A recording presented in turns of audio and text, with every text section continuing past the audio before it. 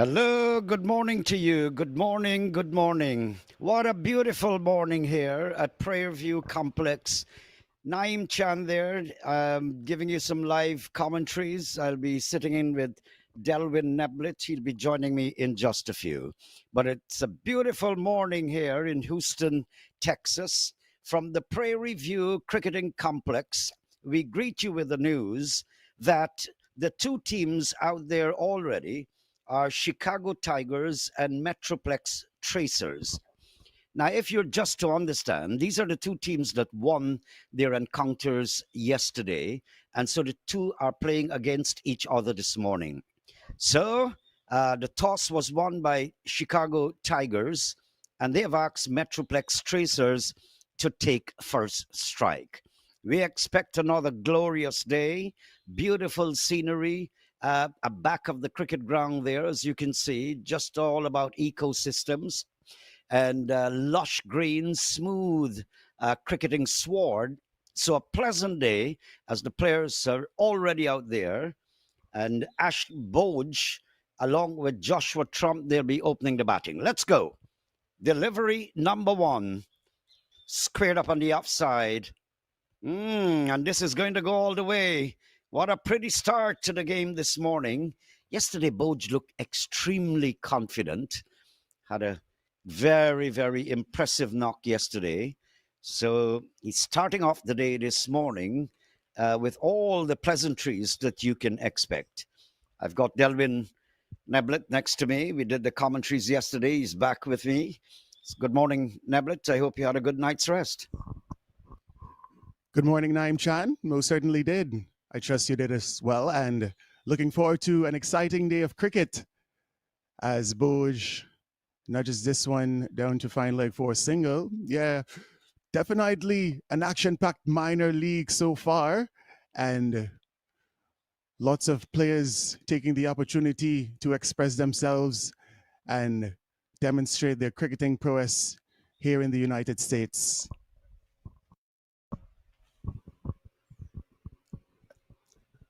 I don't need to describe the conditions anymore.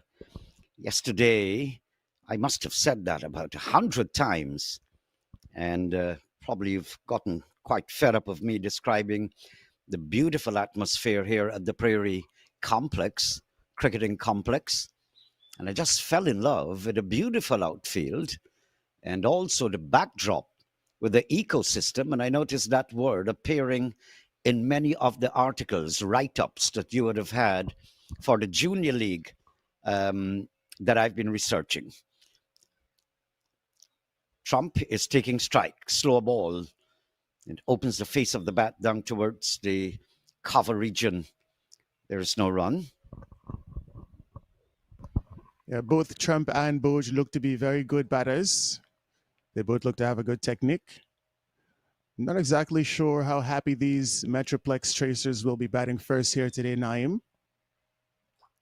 Saw them do exceptionally well taking the field first yesterday. Good delivery. Flinching there. Trump standing up tall and flinching, defending up. Good, nice lifting delivery. Yesterday, we looked from all angles at the behavior of the pitches, and it was quite even bounce, nicely prepared. I guess a little bit of preparation moisture will be available this morning, which actually I think must have prompted the Tigers to have Metroplex Tracers bat first.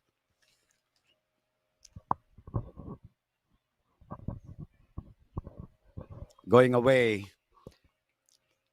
Trump picking up the line pretty early and letting it go.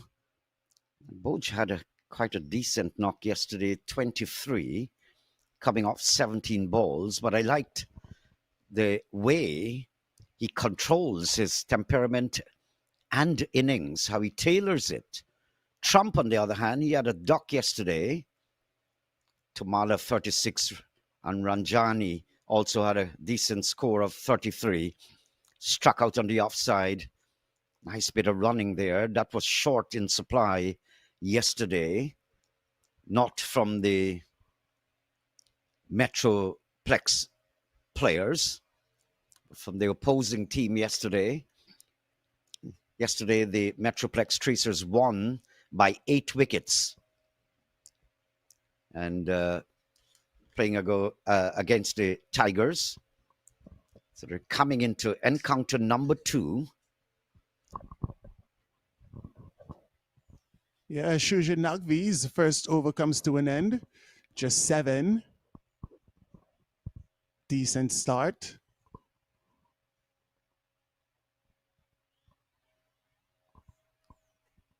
We saw a good total be anywhere about 160, 170. Yesterday, we saw as many as 180. So I reckon these MetroPlex tracers are going to be looking to get anywhere around that 175, 180 mark. And in doing so, they're going to feel pretty confident in defending such a total 9. Yesterday, I had a good look at MetroPlex. I think they have a very, very balanced side. Had some good bowling that I saw, and also a very enterprising sort of batting lineup. Trump in strike.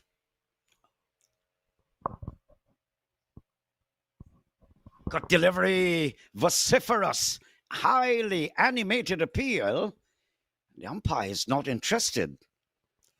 The umpires in this game, Cameron Bess and Myron James. A big appeal from the bowler. Just going to have a wait on the replay, which is now on screen. Might have been an appeal for caught behind. The ball really did look very close to the bat as it went through to the wicketkeeper. Both the wicketkeeper and the bowler interested. The umpire was not. A similar highly animated appeal went up yesterday involving Harmeet Singh, but the end result was not as pleasant as this one, wide outside the off stump. Harmeet continued for maybe 2 minutes, gesticulating to the umpire that he was displeased.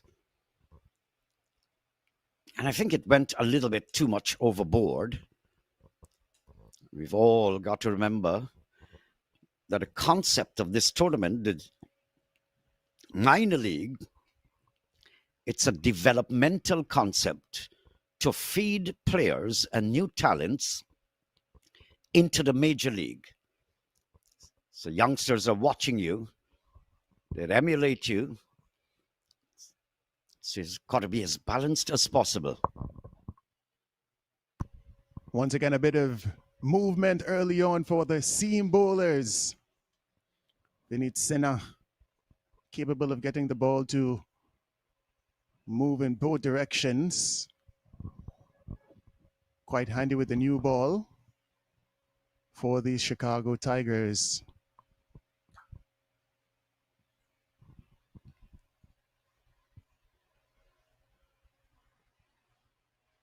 Joshua Trump, he needs some runs. And this one, it's a lifting one. He plays it into the offside, and they come through for a single.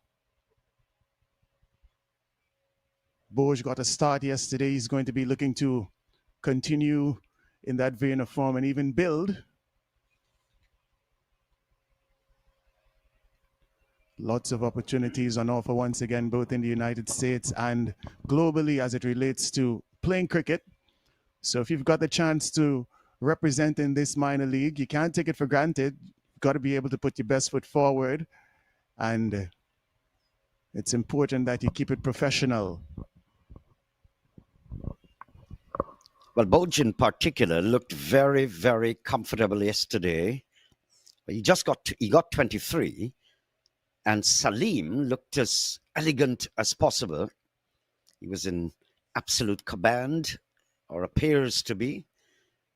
In spite of the fact of those two, the top scorers were Tumala 36 and Ranjani 33, leading the MetroPlex. They won by 8 wickets.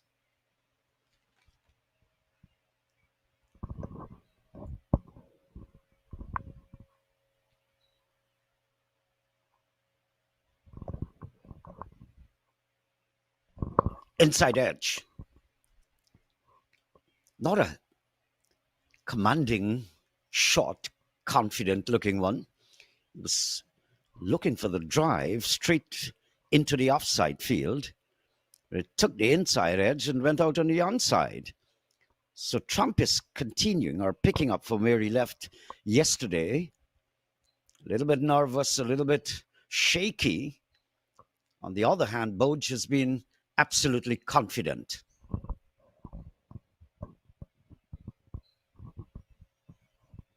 Yeah, Ange Boj always positive. Just searching for his timing a bit early on, but we know that he's got those strokes. Very attractive down the ground. That's what I like to see. If you're not going to go away hitting boundaries, just get those singles. They're going to add up at the end. We saw some good running yesterday, and then we saw some notorious ones as well, where they weren't seeking to eke out the singles and the twos. Yeah, commentators oftentimes speak of the importance of running between the wickets, the importance of running that first one hard and looking for the opportunity for a second every time it presents itself. We did see that on a minimal scale yesterday. Gonna hope that throughout the course of this tournament, we see the running between the wickets improve. Simple things that add to the overall dynamics of a cricket game. And that brings us to the end of over number 2. The MetroPlex Tracers being sent into bat today. They find themselves on 11 without loss.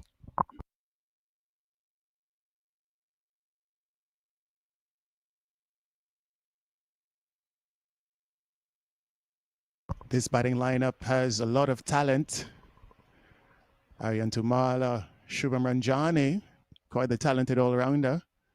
A couple of trumps in the lineup. Joshua, he's at the crease, and we've got Matthews also handy with the ball as well. But as I mentioned before, the Metroplex team has got quite a balance, a great balance. Quite steady, confident looking batsmen. I saw some of the bowlers using the crease, using the pace, swinging in and swinging into the batsmen. So I was pretty pleased with them yesterday.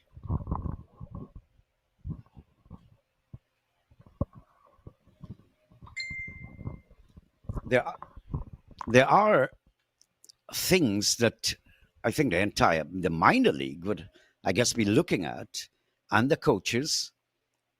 There were several spraying of deliveries in T20s. It's really a cardinal sin. No balls and wides should not be in your vocabulary. That was the biggest deficiency that I saw yesterday. And also the running between the wicket. Some of the teams yesterday were simply outstanding, just gingerly moving from one crease to the other, eking out ones and twos. And some were faltering badly.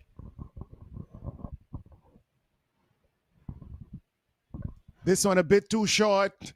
And thank you very much, says Ange Boj. Down the ground, one bounce over the ropes for 4. Beautiful shot. A bit too short there from Nagvi. That's what I like about Ange Boj. Always looks to go straight.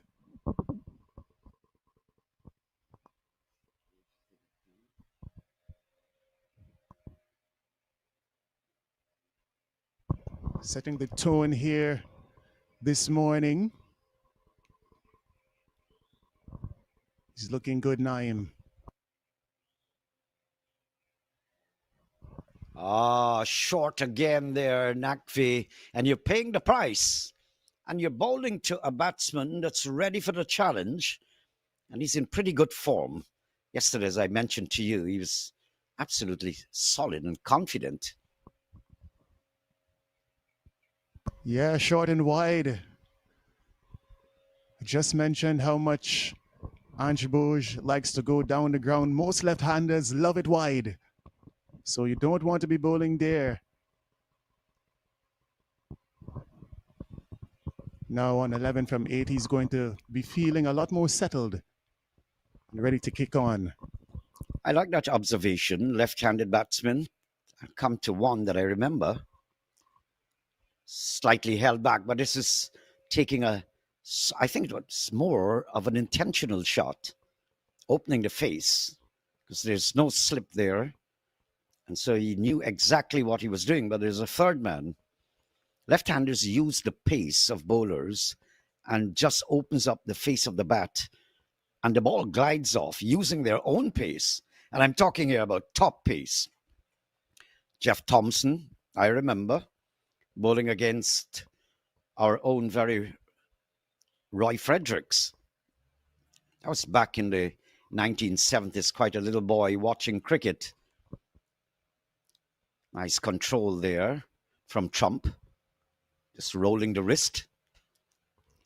And several years later, decades, I started to do commentaries. And I recall we were in Barbados, and after play, Fredericks was the manager of the Guyana team. And so we had a night out together, sharing ideas and chatting over a little drink too. And I asked him about that innings in Perth when he made 169 against the likes and the pace of Jeff Thompson and Dennis Lilly. I'll come back to tell you what he had to say. Bit of an outside edge.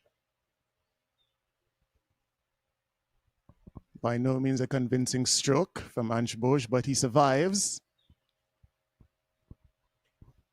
And that brings us to the end of over number 3. MetroPlex Tracers, 23 without loss.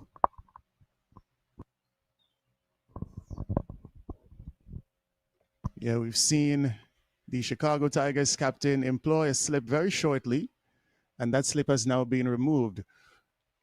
What is important to note is that so far in the minor league 2025, the captains who would have chosen to remain aggressive, Naim, they would have achieved a lot of success in doing so. Aggressive leadership, keeping slips in place, sometimes employing 2 slips, it oftentimes tend to work in your favor when the ball is doing so much for the seamers earlier on. Especially if you're bowling to a team whose back is against the wall, they're struggling. Never stop applying the pressure, even if it's you're bluffing them. So we had aggressive captaincy yesterday.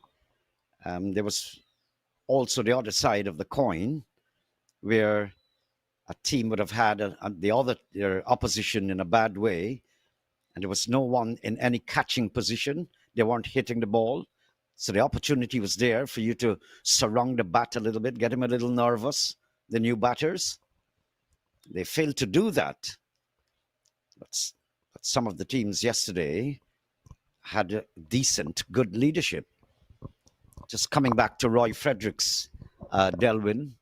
So I asked him about that glorious 169, which in some people's memories, many, many people that looked at the innings in Perth, that's the fastest pitch in Australia. They have that down as the best innings they've ever seen at the international level. And Roy said to us, in my words, and I'll come to that. Driven. Extra covers the area. Fielder comes around. Did he touch the ropes in an attempt to save that one? Looks to be some good work on the boundary. Just might have saved 2 runs for his team. We're going to wait to see what the umpire signals. Yeah, just caressing this one through the covers on that occasion, Ange Bouge. Really is pleasing to the eyes when he's in good touch. Something is a little fishy about that one. Just seems as though, but they don't have the benefit of the third eye and the reviews. Nicely played, Boj. Boj is very solid, picking up from where he left off yesterday. So Royce, in my words, he said, I don't think he was like, I'm not sure how I played. He was facing the fastest bowler in the world at that time, on the fastest pitch in the world, quite possibly, Perth.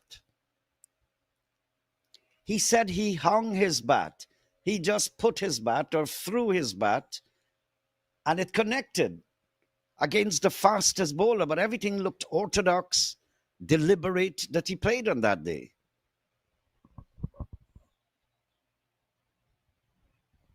Cut shot. Beats the field in the covers and races into the boundary for 4. Beautiful shot there. Boj is in very, very good form.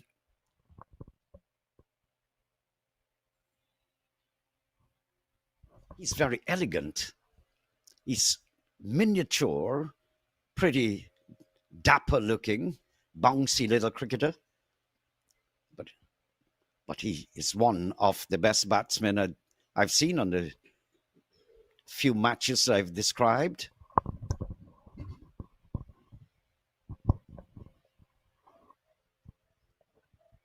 Yeah, really is a good player, Ange Boj.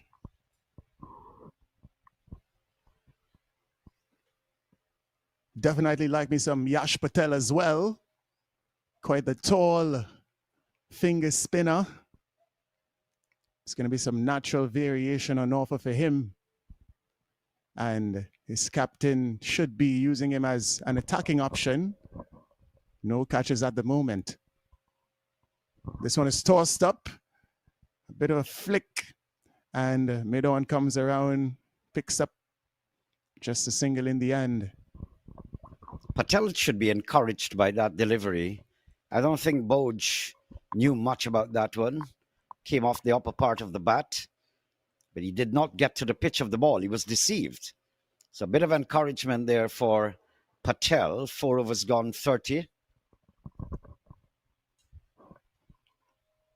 Yeah, and I'm coming back to stories of facing up against extreme pace as we have these squads being displayed here once again. I once heard a story about Ramnaree Sarwan facing up to Shoaib Akhtar. He said he wasn't looking at the clock, so he didn't know how fast he was bowling. He was reminding himself, just don't look at the clock, Ronnie. He was quite a gutsy player, injured and coming back to bat, determined. I'll tell you a little story about Sarwan.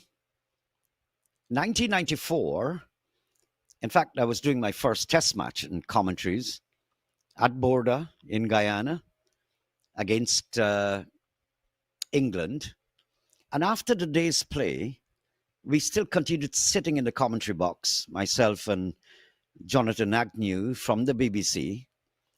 And I'm seeing these kids coming out from the Border club to play, just to practice on the field. And my eyes caught to a youngster. He was about 12. And I was hunching Jonathan Agnew. Look at this kid. Look at this kid. Good ball. Sinner choking the batsman, fighting for space. And Jonathan Agnew says, yeah, he looks like one for the future. That little kid was Ramnaree Sarwan. Yeah, spot on, Naim Chan. He's got a good eye for talent. He always has had one. Decent start on either side. I reckon the bowling side might be feeling a bit happier. 7.44 runs per is by no means an imposing run rate. However, in favor of the batting side, they've got all 10 of their wickets intact. Beauty there, Sinner. Sinner is having his way. It's very, very tight stuff. In the power play, the ideal situation is to get to 50-60. If you get there, you can win the match, because from there, you'll be able to apply constant pressure on the fielding side. creating a sort of a launching pad for the back end of the innings. Champion has a bit of trouble there. I don't think he was reading that. It cut back appreciably into the batsman, taking him somewhere on the 5 pad. Well bowled.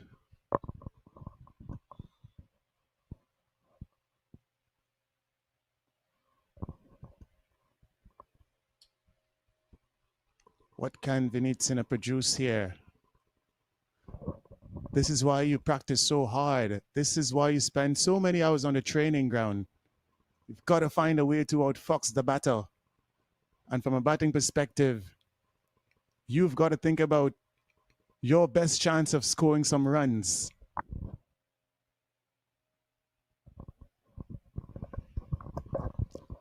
Well, the fielders are pretty energetic. Game just started, of course. Adrenaline flowing.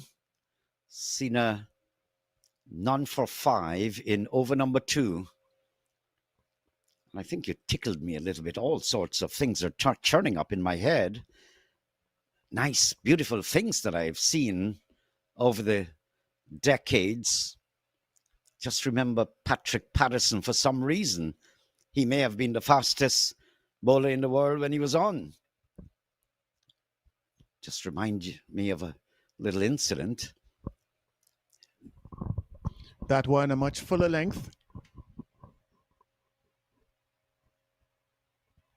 Good control from Vinitsina so far. He's one delivery shy of completing 2 overs and he's only conceded 6 runs. So even without picking up a wicket as yet, Stephen Knightley keeping the pressure on these MetroPlex Traces batters. Jeffrey Dujon said, we did commentaries in Jamaica, so sometimes it's such a pleasure. Good morning, Jeffrey, to have that golden opportunity to sit with all these legends. So Vivian Richards, another one. Well, I beat him at pools one night. He didn't like it. But just coming back, Dujon said, in that absolutely tremendous career that he had, that's the end of the over, by the way, he has never faced up to a bowler who consistently will bowl fast every delivery, and that's Patrick Patterson. So I described Patrick Patterson 1993 at Border against Pakistan, one-day game. He got an outside edge from the bat. The ball broke into the glass in the commentary box. Well, I was pretty agile, as you can assume. And I ducked out of the way. There's a certain commentator who was flat on his buttocks, now deceased. And that's the kind of scatteration when this guy is bowling. And up came Carl Hooper in Jamaica this time, red stripe. And Patrick Patterson is firing on all cylinders. And Hooper is charging down the pitch. And Patu saw that and pulled it down extremely hard. And that elegant son of the soil, Hooper, just ended up on one knee on the ground and squaring this ball for 4. That I distinctly remember as though it was yesterday, and that was the 1990s. So all sorts of beautiful things you attach to this game of cricket. And then when you have to describe and you see a lush green outfield like the prairie ground here in Houston, Texas, it really stirs up emotions in you. Most certainly a bit of the past and the future simultaneously, even as we have a look at these young aspiring stars and the rising talent here in the minor league. Naim Chan taking us down memory lane. And, you know, just a bit of testimony as it relates to his service in this industry. So many fond memories.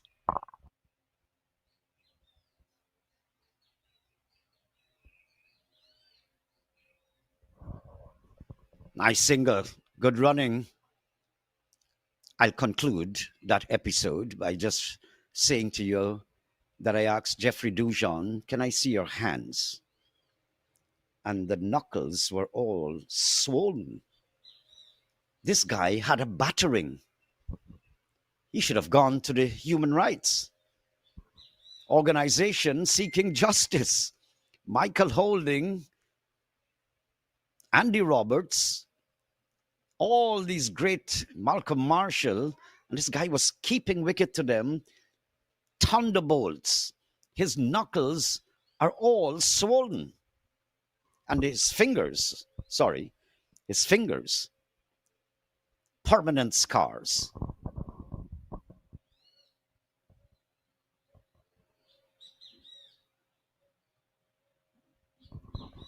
Good running here from Trump and Boge. They certainly share quite a good understanding. I've not seen any mix up. So they're flowing in their thoughts, absolutely necessary. So good stuff from the opening partners. Yeah, both batters seem to be quite familiar with each other. And that always makes for a good combination. Karthik Gatapali, he was exceptional yesterday. This one striking Trump on the pad. A bit of a half-hearted appeal.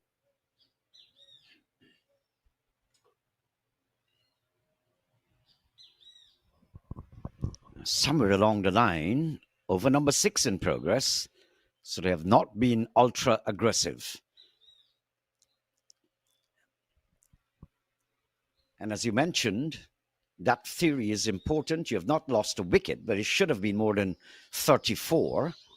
I don't think that the pitch is showing any sorts of devilish behavior. So it could have been maybe at the end of 6 years, should have been at somewhere in the 40s and maybe 50. Yeah, just to run the ball at this stage, not the rate you would be happy with.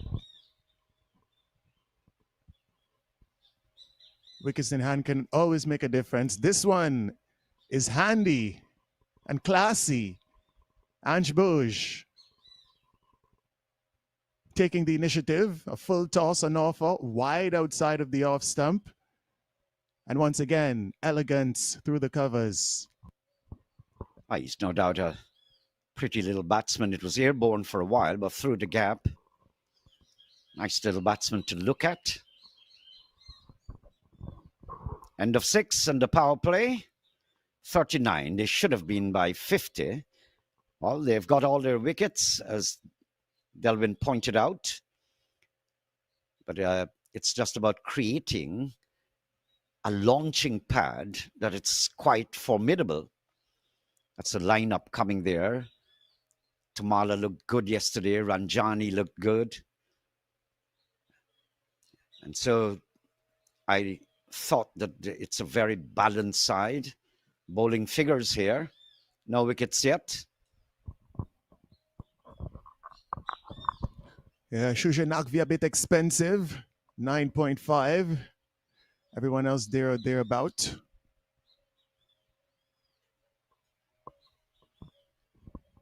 Of course, Vinit Sinha, he's been exceptional. Just 6 runs off of his first 2 overs. They need wickets, Naeem. We're going to have a change in the attack. Yesterday I saw some good attempt by some of the bowlers. They were moving the ball, getting it to swing. There was a nice little wind, decent wind coming across the ground. They used it effectively. Some getting the away swing, in swing, and the pace was pretty decent. Just the spraying of the ball by some of the just about medium fast bowlers yesterday. Now we're going to have some right arm wrist spin from Rahul Basu. Comes in, he bows to Trump, it's short. And Trump is pulling and pulling well. Into the boundary ropes for 4. Not a good start, Rahul Basu. Yes, the executive president would be happy with that shot. Another trump, another stalwart.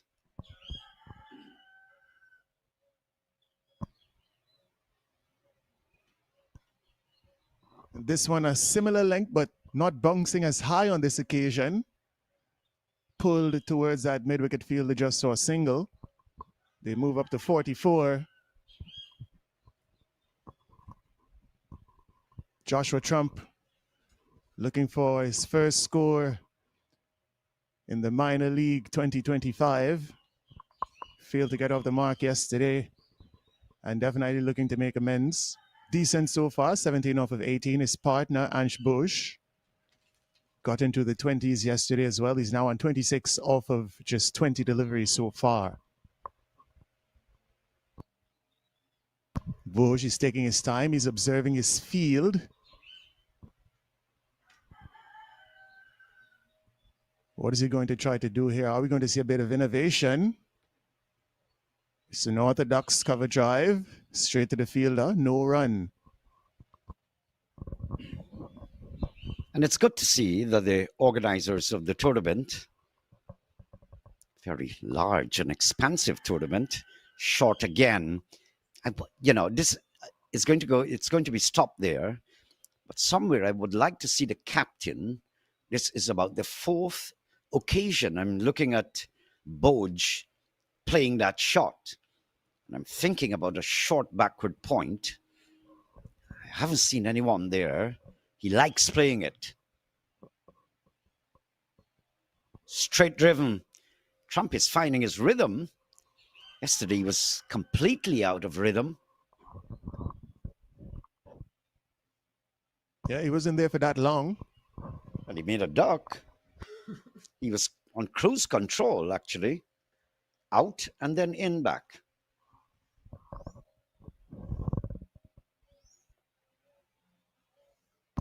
Good partnership here so far. Rahul Basu looking to break it. Once again, a bit short. And cut away into the offside. 1 run added to the total. He goes to 8 runs in his first over. The MetroPlex Tracers, 47 without loss. They got to work out Boj. He likes playing through the offside. And sometimes you give a batter what he likes. I recall how many times Glenn McGrath was getting Ramnari Sarwan out when McGrath came to the West Indies, and he was always putting him to hook. And the young and energetic Ramnari Sarwan, of course, the kind of arrogance or adrenaline that you have when you're young was on full display against a legendary bowler. Had him a few times in that tournament. So you can feed Boj where he likes it. See how you can get the trap. Because he'll be difficult to out. Yeah, most definitely. Perhaps trying to bait Ansh Bush into playing that shot that he likes and putting the fielder there in preparation for any inaccuracies in that stroke.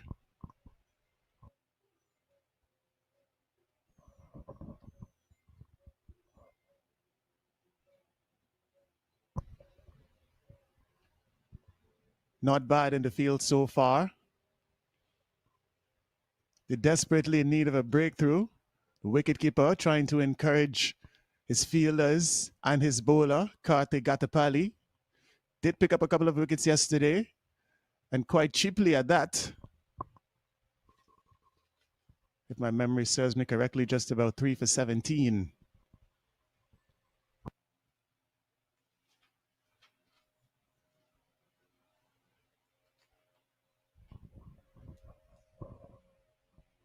And I think the umpires have done a pretty good job. There will be instances where you'd have animated behavior by players that could lead you to think they're not happy with the decision going against them. Nice shot, but it balloons. I think Boj is pretty lucky to survive that. There's a man at backward square, but generally, I think the umpiring was quite decent in this game. Umpires Cameron Best and Myron James. Sometimes I'm being tickled to remember things. I'm talking about umpires, and all of a sudden I remember something. Trump looking to reverse sweep, struck on the pad, question being asked. And here comes that innovation we were speaking about. Trying to get a move on, trying to lift that run rate that has been tottering at just about 6-7 runs and over. The 50 has come up in this the 8th over. Not as expeditiously as they would have liked.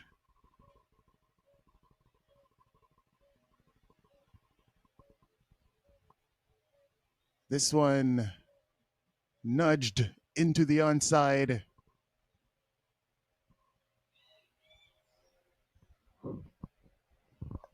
And the 8th over comes to a conclusion. 51 without loss, MetroPlex Tracers. Still a run rate of 6.389, Chan. And Ansh Bush, who's now been there for 25 deliveries, and Trump for 23, they're going to have to get a move on.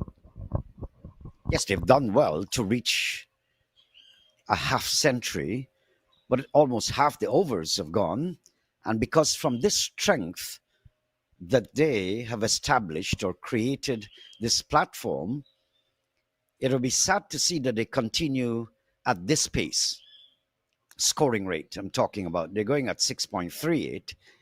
With that powerful establishment that they've created, they should be taking advantage of it now. Trump has faced 25 balls, not bad at all for his 30. Boj, and Trump 25 balls for his 30. Now, this it switched around, confused me. Trump 20 of 23. So he needs to step up a little bit, and both of them, because this is a great platform that they've created. You got to use it now. Yeah, they've got a lot of batting to come. And this Chicago Tigers side, they've got a lot of batting as well. Mitansh Nathan Yandam, he scored a brilliant half century yesterday. Justin Dill as well looked very good.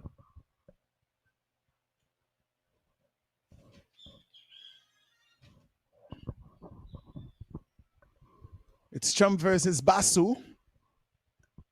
Rahul Basu starts wide, continues further wide of the off stump, and the umpire signals accordingly. One extra run added to the total. The wides have been the plague so far as it relates to these teams early in the minor league. As this one, it's skied.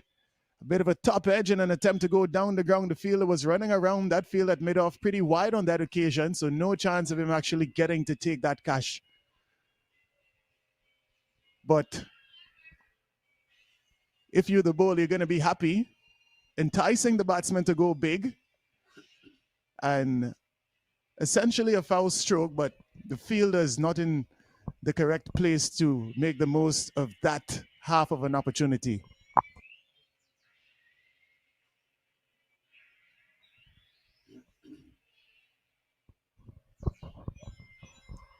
But I hope he got that one. He didn't. He's still been struggling from yesterday. The struggle continues today, but he's gone on to 24. A good, solid contribution. Almost a ball, a run off every ball. Boj is in form. You expect him to open up a little bit. Yeah, good ball from the leg spinner. That ball landed just about fourth stump, outside the leg stump, and turning back into the legs, batsman unable to make contact. Well, it looks like he might have just gotten an edge because it's one run and not a leg by, so maybe just a tickle before that one crashed into his pad. 3 overs completed so far, and over number 9, and this one is being pulled by Boj. Is it a catch or is it a drop catch? He looks disappointed, not able to secure it. It was straight down his throat, Naeem. Yash Patel. How costly will that missed opportunity be for the Chicago Tigers?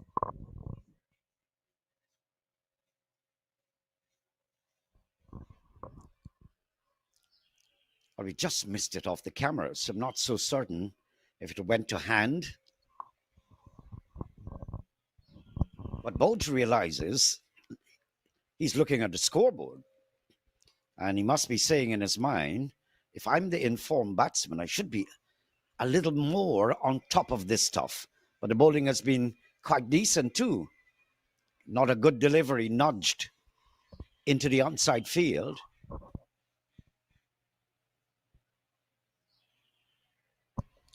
And the end of the over. A lot happening there. Just interested in seeing the replay of that perhaps dropped opportunity.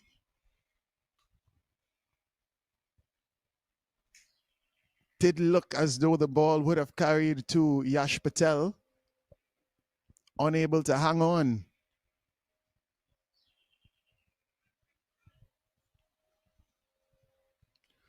"60 runs up. 9 overs have been completed. So just about halfway there.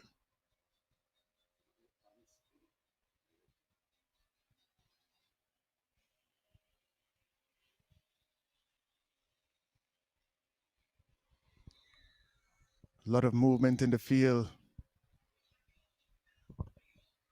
No wickets for the Chicago Tigers bowlers as yet. Who's going to be able to pick a pepper here? Sammy Sohail is being brought back into the attack.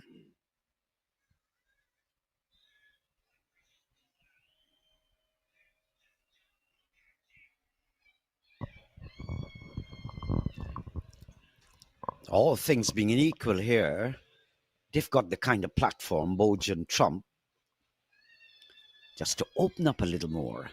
If you can get the boundaries, if I'd like to see more ones and twos had, because the feelers have been placed. That's a good shot there from Boj as soon as I spoke. And that's a boundary. Now the signal coming from the umpire. Yeah, not the ideal start from Sohail. That ball was angling down the leg side, and as settled as he is, Ansh Bose just helping it on its way.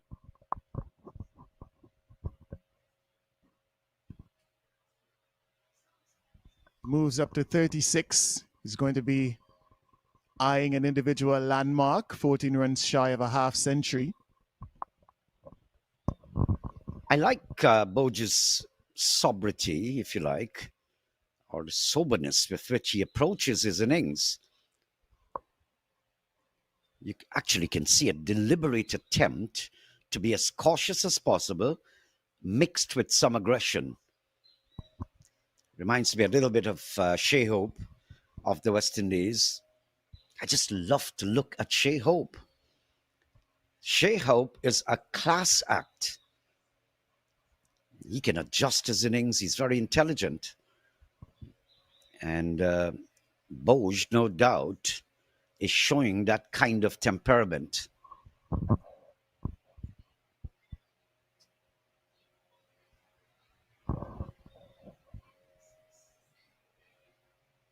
Whacked away. He deserves 4 runs. And I think that will be welcomed by the camp, the MetroPlex camp. Just a trifle short, and he really hammered it away. Didn't even move the body, just moved the elbows and swung. Got it in the middle of the bat. Nice shot. And most importantly, was able to bisect those two fielders quite perfectly. Precision in that stroke.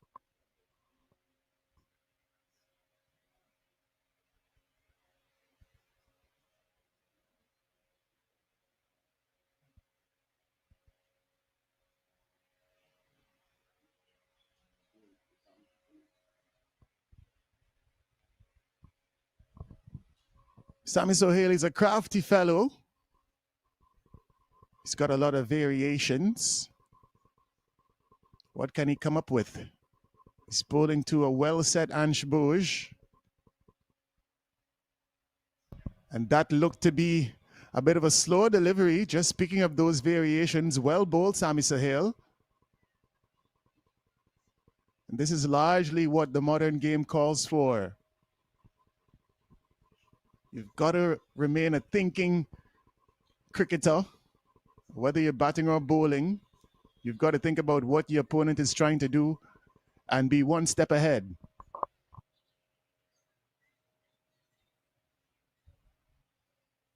Short, pulled, it's out of the ground. Yeah, that's a nice, hefty one. Signal coming from the umpire, trifle short. And when batsmen can get back in a short span of time, you know that they're seeing the ball. That was not a very short ball. Ah, what a love to look at Brian Lara picking up top pace, good length, but gets back and pulls to especially towards the mid wicket region, going towards long mid on, straight back past the bowler almost. Super when you do that against top pace. And of course, Sohail is not top pace, but definitely it was not a very short ball. And Boj had the distinction of getting back in time and pulling it. Good shot. 10 overs gone, halfway mark. And now 76 without loss. They have a launching pad. It's time for them to do what they're doing there and up that scoring rate. The scoring rate has moved from just over 6. It's gone past 7.5. It's gone past that, 7.60. So great work. They need to up it because you've got a line of batters there also waiting. Yeah, a lot of stroke players in that lineup.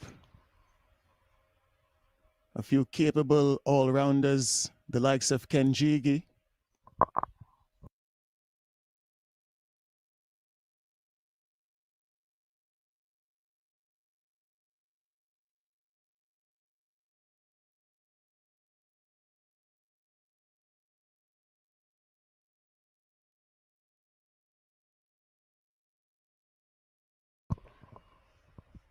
The batting side seems to be in a good position to just nudge themselves ahead of this contest, given the fact that they have managed to keep so many wickets intact.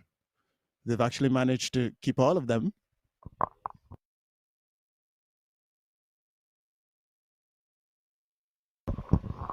So if they're having a drink, why not us too?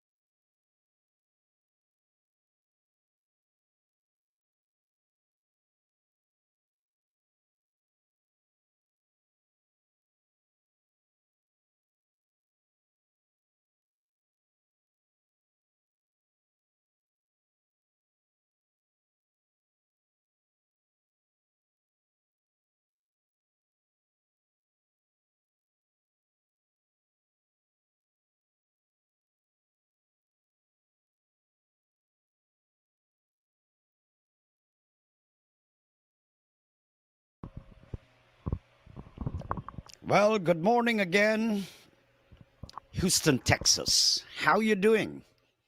And for those beautiful viewers outside of Texas, within the United States, and of course, abroad, we just greet you with the news that Chicago Tigers won the toss, elected to have MetroPlex bat first. 76 without loss. Healthy position. Down the ground. So from here, it is my thinking that the batting side would have a similar thinking. 7.57 You haven't lost a wicket. If you can gradually just increase that, if you can get to 9 somewhere there until the back end when you can accelerate as much as possible. But the bowling has been pretty neat.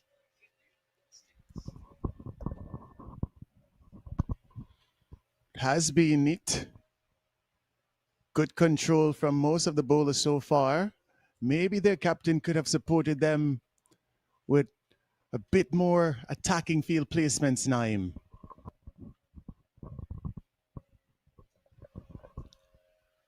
So you're watching minor league cricket in the United States. They've got 20 cities participating. Get a single here. Someone down at the sweeper position. 20 cities, 26 teams, quite a bit of organization to do. In 4 divisions, actually, they're separated in those groups.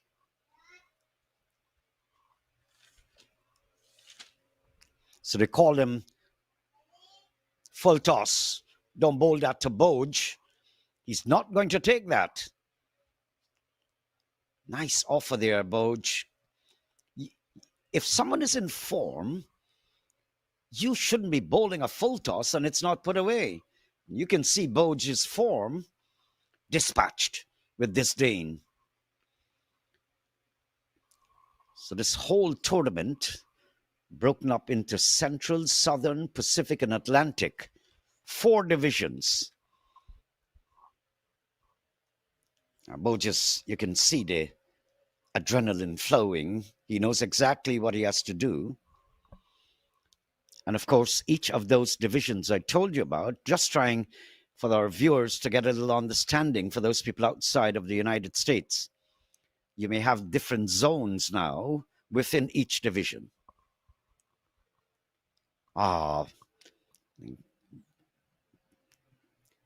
Really wide, Basu.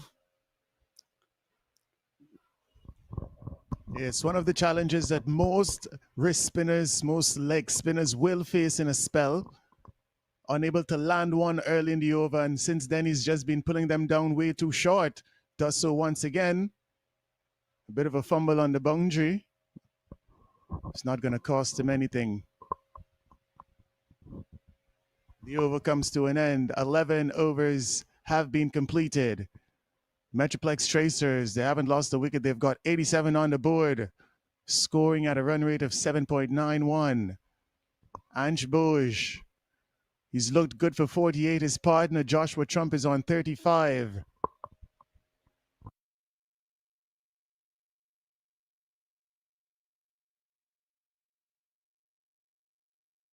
They're having a chat at the center of the pitch, and I reckon that conversation is going to be largely about their approach, their modus operandi in these next 11 overs, and it's got to be aggression focused. Absolutely. Right on target there, Delvin. Lanky bowler. Yeah, my guy, Yash Patel, like a bit of him. Just seems to be lacking some confidence. Yesterday we saw the other Patel giving a good account of himself. I remember about 89 he scored, and he really tailored that innings. Good temperament. So we'd seen some good batters. I think he disfigured the whole sense of his innings coming down to the end, where he was allowing the tailenders to take the strike coming down to crunch time and to secure victory. They ended up losing by a few wickets.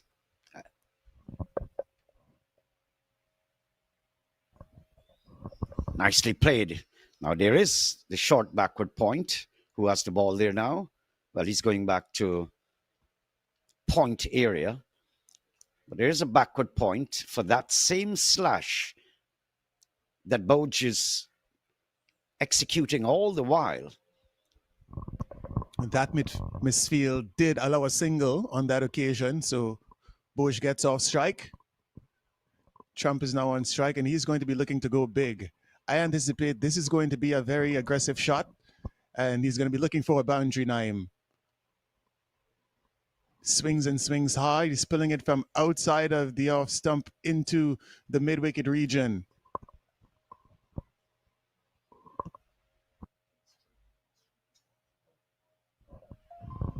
This batting side, MetroPlex, they were previously known as the Houston Hurricanes. So they changed their name. I wonder if it's to get some luck. Good delivery. Good delivery. Outside edge. And a 54, Ange Bouge. How he got there?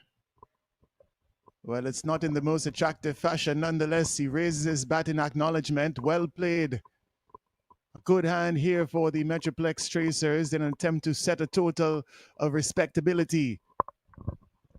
Well, he's had his close moments, been beaten a few times, but that's how you decide whether it's a good innings. You're made to be as watchful against good bowling, but I scored 50 and off 36 balls. Pretty good.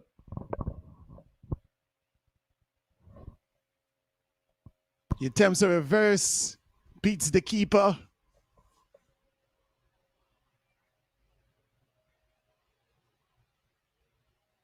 And the umpire signals for a bye.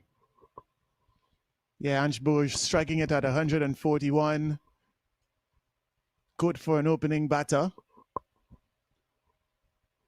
He's got to kick on. Having consumed so many deliveries, he's got to be thinking to bat through the innings as Trump is sweeping that into the leg side for a single. For some reason, I'm thinking we shouldn't just say Trump. Just say Mr. Trump before you get yourself into trouble. Now, they're 93 without loss. This is the conclusion of the 12th over. So they can get to 100 at the end of 13, which is pretty good. You've got 7 overs remaining to accelerate as much as you'd like to. So they've done well. Yeah, I guess getting to that 100 is going to be the first psychological milestone, after which they should be looking to propel themselves by going after almost all of the remaining overs. You've got the wickets in hand, so you should not be shy in your approach going forward. What you need is a total anywhere in excess of 175, 180. I reckon they're going to feel happy with that. Currently at 7.83, they're not going to get there. Well, those are the bowling figures of no interest to you, I guess. No wicket has fallen. Yes, because of the platform that they've built. I think initially they had this glorious idea of about 150. But if you're getting 100 in the 13th over, why not get to 170, 175, 180 if you can? Because anything over 150 will be a good bonus.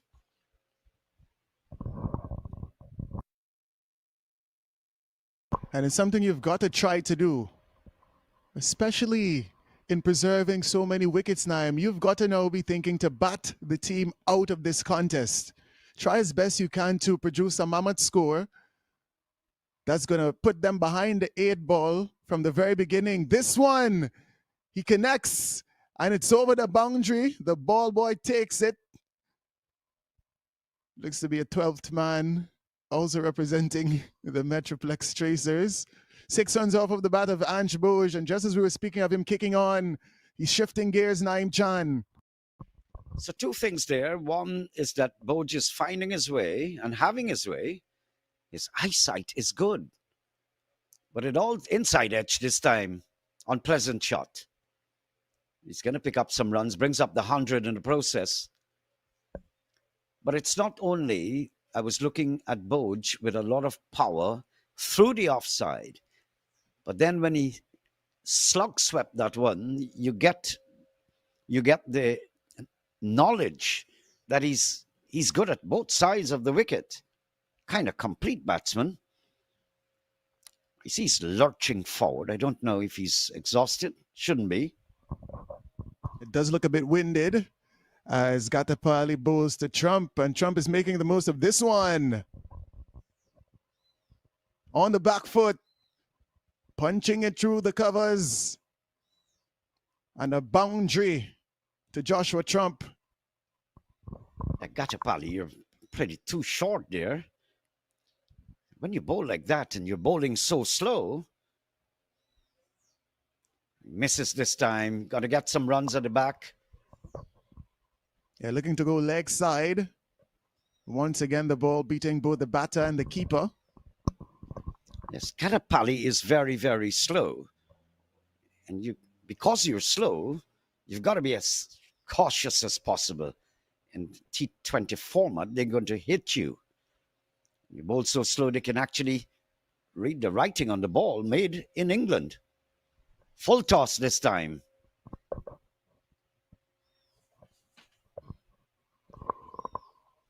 That's the intent you want to see if you are a Tracer supporter.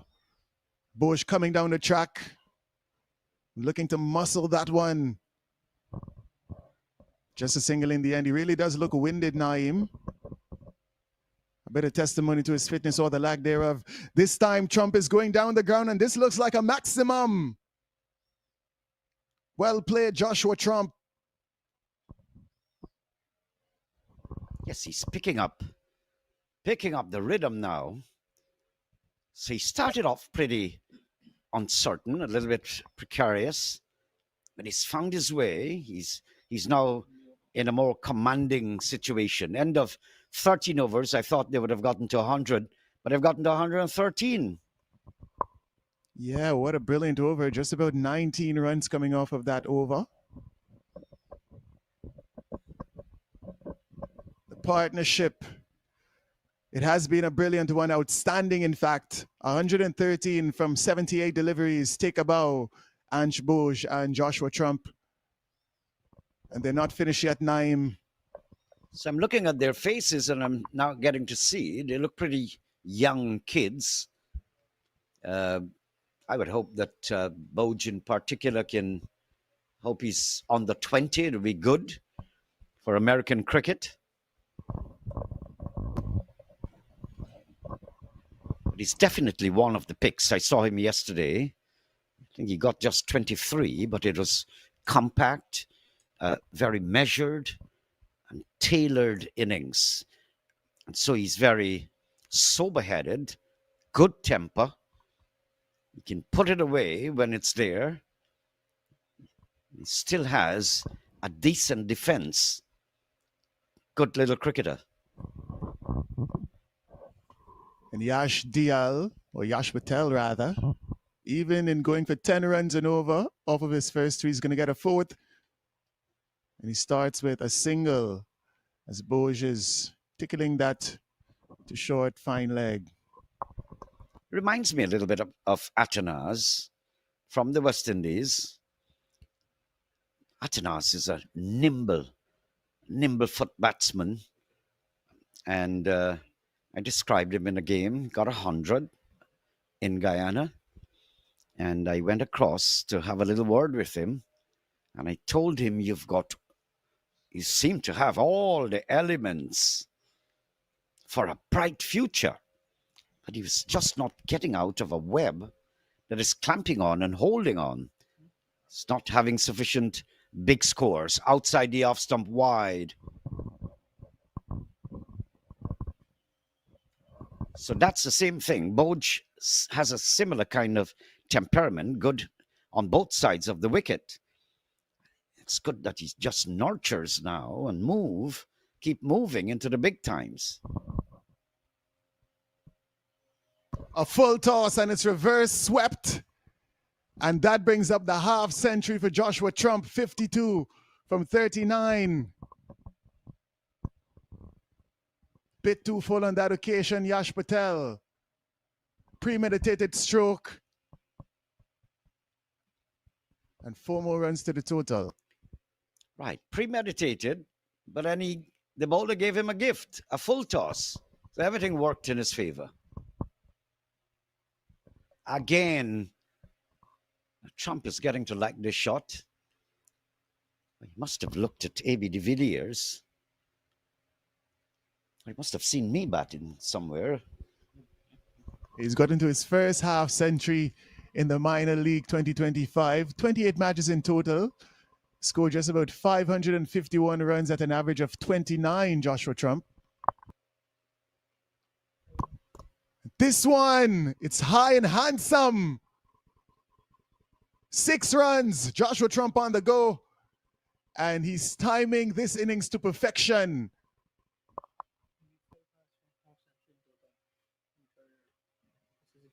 Yeah, he connected well. And I think the boys are telling us he has got, in the minor league, that is, some 5 half centuries. So I've looked at him yesterday. He got a duck. So good comeback. Now, come on, you're an off spinner. You shouldn't be bowling like no balls and wides. If you stand up next to Lance Gibbs, he might smack you. There's a few bowlers in the world who never bowled a no ball. Not a big one here. Would it clear the ropes? It wouldn't. Catch taken? Yes. Catch taken, first wicket going down. What an opening stand. 127. Trump finally goes 60 in 41 deliveries. Excellent partnership start here. 127. Well, they had to go. Joshua Trump, speaking from the perspective of games, the more experienced partner in this opening partnership that has yielded 127 runs. He's got to go. Ansh Bose remains. He's off to a brilliant start to his young career, just the 8 matches so far. Really was a good knock from Joshua Trump, 2 sixes and 5 boundaries, striking it at 142. He wasn't striking it so high for most of the innings, but the last 6 or 7 deliveries, he really did garner maximum value.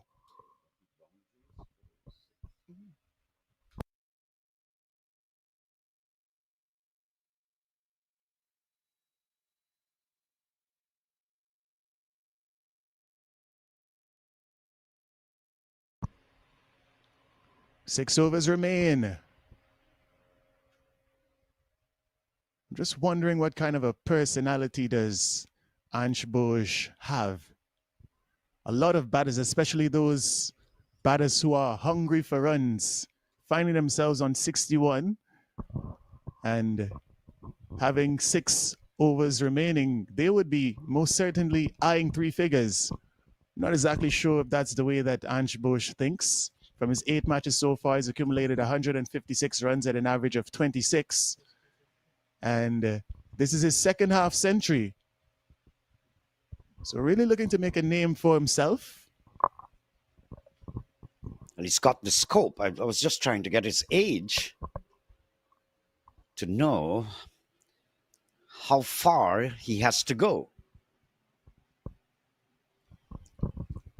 And because of all this injection of funds, and a lot of these states, that's in cricket I'm talking about, in the US, and a lot of states are very interested. So you'd have more stadia being built, allowing the grass to be neatly manicured like this one. There's some states where you can't cut the grass very low, and that's awful, I think. If a large chunk of your population likes cricket, then you've got to do something for them. At least allow them to get that grass lower.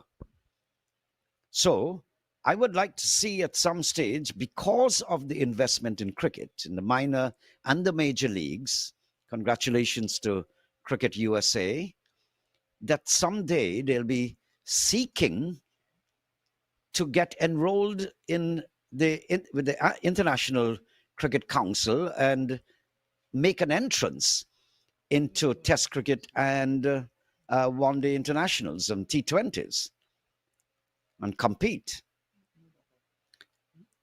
You start somewhere. When Sri Lanka started, the only bad thing that time is calling their names. And after then, they started to just flourish. Look at Sri Lanka today. Afghanistan, another example. Out comes Shubham Ranjani. He's in his third match in the minor league. He's got a high score of 33 so far. So capable batter, a good all-rounder. We've seen how good he can be with the ball. As a matter of fact, he's batting at number 3. He's also a new ball bowler. So one of those high-quality all-rounders in your side. Does strike it at just about 165. So a big hitter.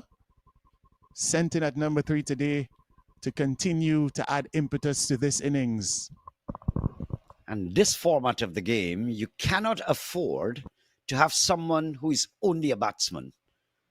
It's either you must have a second strong ability, even if it's fielding, excellent fielding. But it's mostly utility players, unless you're a great specialist batsman or a great specialist bowler, beaten outside the off stump. So you don't expect a Virat Kohli to be a bowler as well. If he's a run machine, you'll understand. Rohit Sharma, many of the greats across the globe. But you got to be a hustler. And Rajani, he bowls and he bats and high up in the order.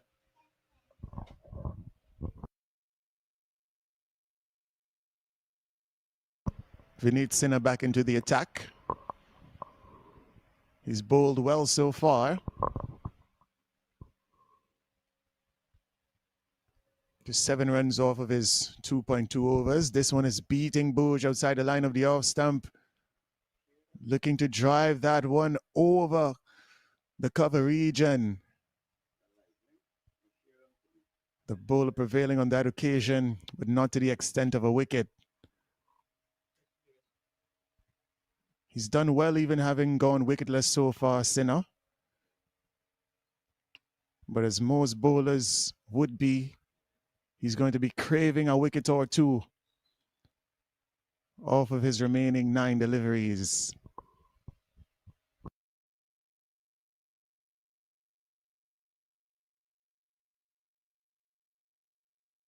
Good length just outside the line of the off stump, and that one is just worked into the point area by Boj.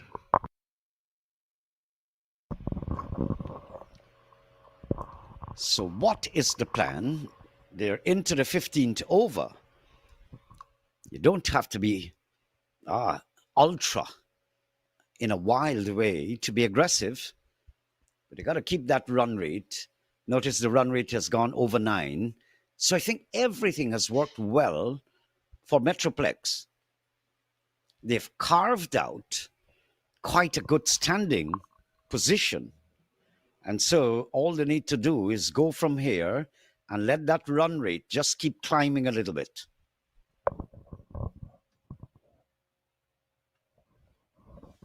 Has been a steady incline as it relates to upping the tempo. The run rate, it was at below 7 for a bit, and then it slowly started to increase to as high as 9 as it is at the moment. So it just goes to show, once you hold your composure, just allow the natural feel of the game to come to you. Don't try to force it. There really is still room for sensible cricket even in the shorter version. And there's no particular devil in this pitch. The bounce seems to be quite easy. I've not seen a delivery kept low. And nice control here from Boj. This guy likes to be technically right. There are some batsmen like that. If you notice, he rolled the wrist. We're going to have a look at that replay. I'm not certain who is out there and in what position, but I think he knew exactly how the field was set and got it fine just to the right of the wicketkeeper. Nice control. Strong on both sides, Ansh Boj. He's good through the offside when it's wide outside the line of that off stump, and when it's angling into the leg side, really is a good timer. Really plays some lovely shots, just helping the ball with the angle when the bowler strays onto his pads.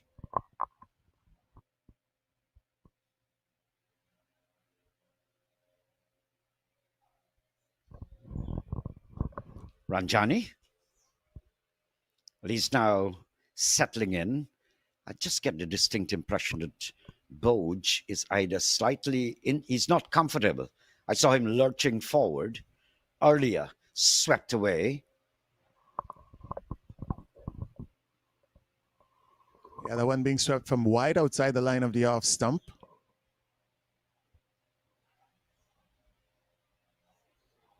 Shubham Ranjani facing up against Yash Patel. Only able to get a single on that occasion. Brings the informed Boj on strike, and as Naim mentioned, does seem to be a bit winded or does seem to be carrying a bit of a niggle at this stage.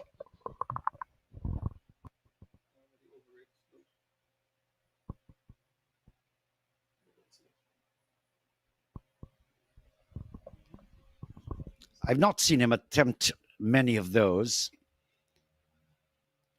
And many a batsman these days, they attempt the reverse sweep because they see people do it at the IPL. It's almost goatish sometimes or sheepish. Seen young West Indian players under 19 trying it. That's one is gone all the way. Ranjani on the run, cutting loose. So good to see Ranjani taking up the mantle because he seems to understand that either Boj is exhausted, like Patel yesterday, and so Ranjani is going to take the lead. Straight down the ground. That's another boundary. Did it clear the rope? Yes. Lord, I didn't see that. It was firmly struck. And I've got large eyes and just didn't spot that one. Great shot. Ranjani's cutting loose. The scoring rate has shot up towards 9.57. Good sight. And this is exactly what he was sent in to do. Back-to-back maximums in over number 16. He's going again. Sweeping this one from outside the line of the off stump. It's high and it's a maximum. Make it a hat trick of sixes in favor of Shubham Ranjani. Patel is pretty slow, all the spinners. So they're giving the batsmen the opportunity to pick it up from any side. I mean, wide outside the off stump, that was tugged in the onside. Great shot, nevertheless. And it's a clear message to the bowler, regardless of where you bowl, I'm going to go after you, and I'm going to be looking to clear these ropes from now until the conclusion of this innings.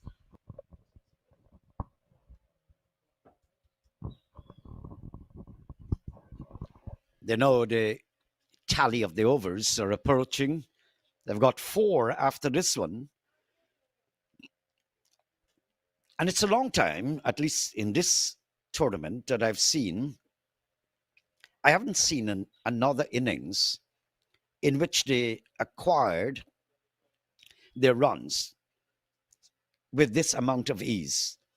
They have marched all the way with a lot of caution in the initial stages of this innings, And then they opened up. How marvelous. Like a walk in the park. You just reach to 156 for one. So everything is working right and falling into place because of that dynamic opening stand. Yeah, quite clinical as it relates to how your approach should be in an attempt to set a good total when batting first. It's not over. And again, I still believe as though they've got enough resources in the hut to effectively bat these Chicago Tigers out of this match. Well, I looked at the Metroplex yesterday and I did say and observe that I think they have a very good batting lineup, a balanced team.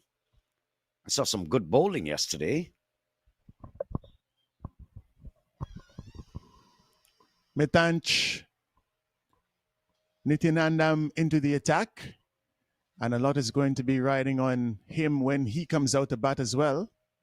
Did score a brilliant half century yesterday. He's in with his medium pace. Bowling to Boj. And Boj is driving this one over the cover region. One bounce into the boundary for 4. He's going to keep going. He's not going to let up. He has established himself here. He's been there for 47 deliveries and ready to take charge. He's very talented. Good all-round batsman. Run rate up to 10. Wide again. And Boj is cutting. A fielder comes around. Unable to secure the catch. But a good save. Did make a lot of ground. He did get a hand to it, Naim. Not able to hang on in the final analysis. But he made quite a good attempt. He dived. He did everything that was right, except to hold on to that ball. Good attempt. That should have been held because it went solidly inside the palm of your hands. So when his body made contact with the ground, I think then is when the problem started. He didn't close those hands. Yorker length delivery. Ranjani digging that one out. Getting a single down to long on. Gasping for breath is Ansh Boj. Effectively resting on his bat in between deliveries. Short length delivery from Nitin Yamdam. And a single taken. He's now squatting his Ansh Boj. Really is fatigued. He's got to keep fighting for his team. This is why you train. This is why you work on conditioning. This is why your coach makes you run, even though you're a cricketer.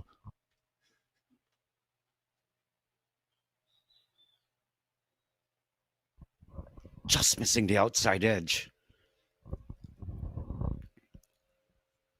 I've not had discussions with the authorities of USA Cricket, but I don't know how rigid is their training program. Remember, this is the minor league, so respective clubs and franchises would have to execute their own training. I don't know how rigid that is. Helped away down the leg side, helped away there. Nityanandan just straying. Another maximum coming at the right time. Shubham. Nityanandam down the leg side. And easily helped over the ropes for a maximum. He's a good prospect. Shubham Ranjani, very talented all-rounder. He's come out to join Ansh Boj, and he's definitely kept the momentum going for the Metroplex Tracers. Well, yesterday I made a remark. If there's something that needs to be improved, Well, it's not much to watch on that scorecard. You know that Trump made 60 and Boj is not out. And of course, Ranjani, only three of them in the record there. But yesterday I was alluding to the fact, and not many wickets have fallen. So this is unimportant also. You would have known Yash Patel picking up that one. Nevertheless, we have to furnish you with that information as often as possible.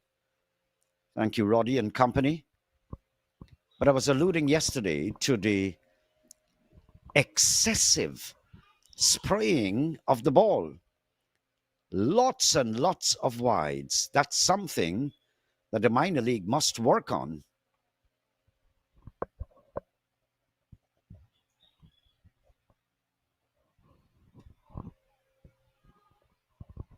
Yeah, errors are a plague in most levels of cricket, especially in the subordinate levels preceding international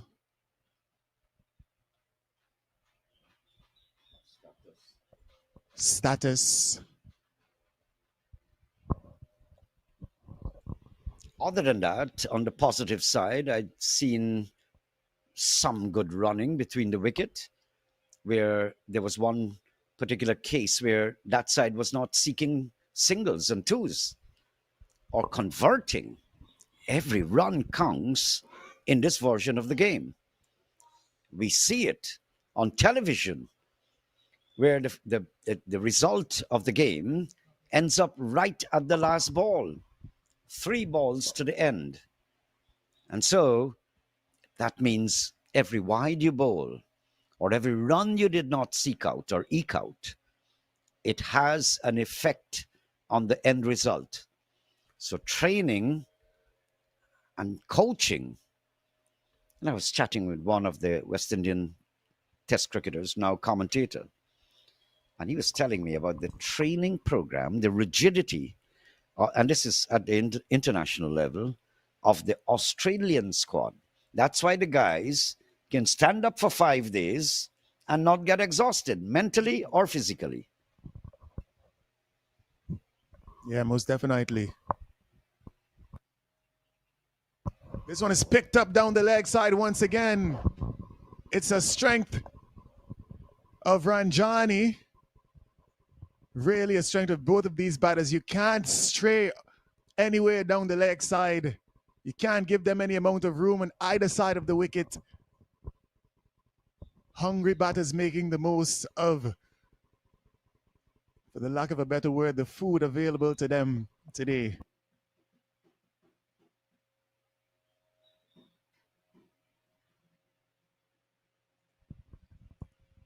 But I get this distinct feeling that 175 for one is an outstanding total. But somewhere along that line and in that equation, it happened to me because of unimpressive bowling.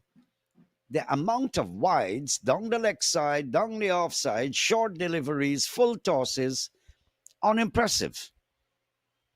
And the Tigers need to bite harder than this.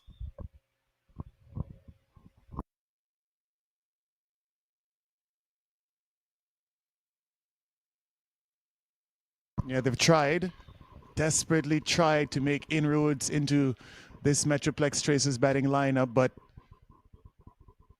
a lot of times, as we see once again on this occasion, lacking accuracy. It's not for want of intent. It's just a matter of the execution. They're bowling to a tired Ansh Bose. He's been there from ball one. A marathon innings he's playing. Don't know how much of a marathon you would call 20 overs when you speak to test cricketers familiar with batting for days at a time, but he's been there from the start of the innings. He's run well between the wickets. He's played some brilliant strokes as well. So you've got fast or just about medium pace bowlers who are spraying and bowling wides, but then you have spinners doing it. And that's something that they must have to work on. Running between the wicket is another one. I'd seen some very good running today in this game. I think it was good running high in the air. This might go over the ropes. It does.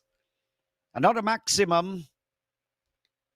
Oh, everything is just working for the MetroPlex. Everything is working for them. And it is that the bowling is allowing them. I haven't seen anything of great interest as far as the bowling techniques are concerned.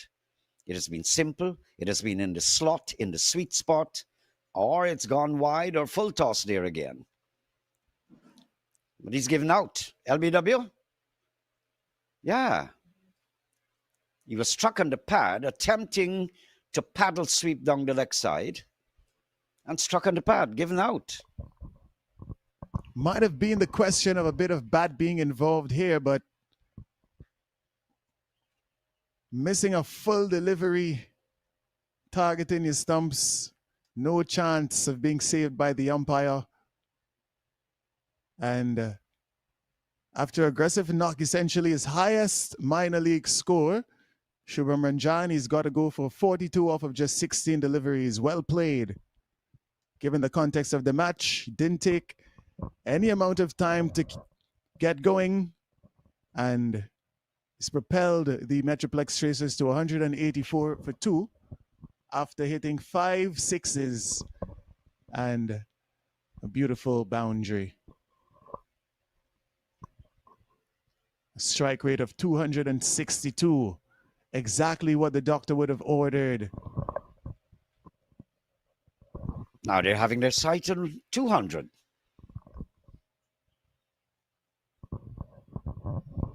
But good batting display, nevertheless.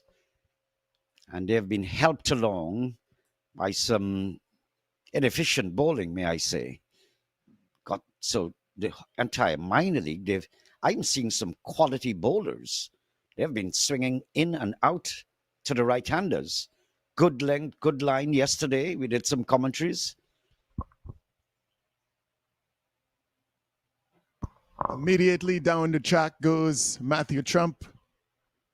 Just a single, not able to connect as well as he would have liked. And I think his fitness is failing him here today, Ange Boj. He's played brilliantly so far, just seems to be a bit tired at the latter stages when he should be looking to go big. Doesn't seem to have the energy right now to play those big strokes. But luckily for him, he's got top order batsmen at his disposal. And having kept so many wickets intact, finds himself in a position to have capable batters with him at this stage. So he's going to be well contented to just turn over the strike to Matthew Trump. And if he does get a chance to bat Aryan Tumala. Now, Andrew, in our commentary box, made a suggestion that was on my mind. If you're that injured, maybe you could declare your innings, because not a lot of overs left, and have fresh faces. You called the name just now, Delvin. And let them come in and have a go. Because he seems pretty badly, something is irritating him physically, and he's not comfortable. Yeah, we've seen Tumala. He's in the hut. He played very well yesterday.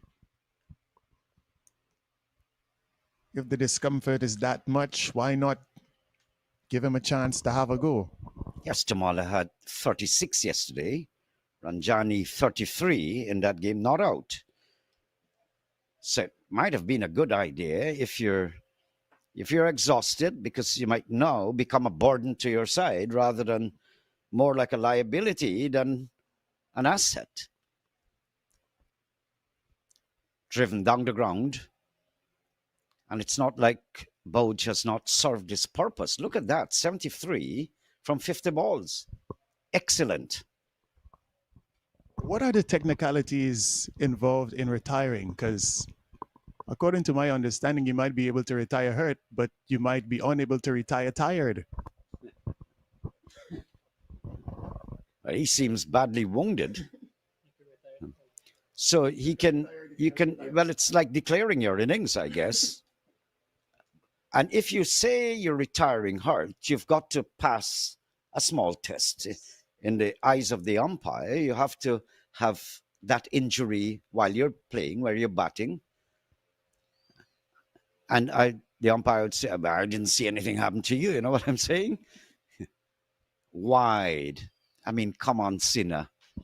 Too many wides, not many no balls. That's very good.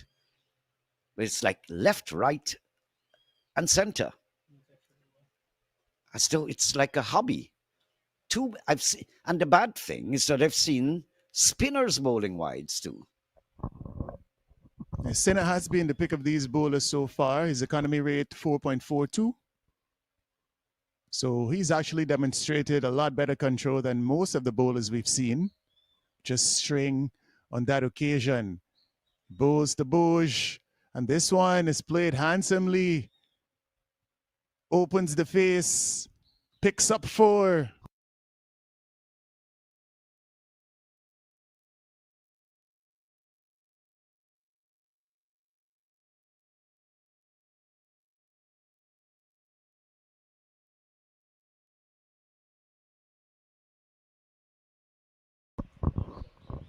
So there you go. We're looking at the scorecard on the scoring app. 8 wides sent down.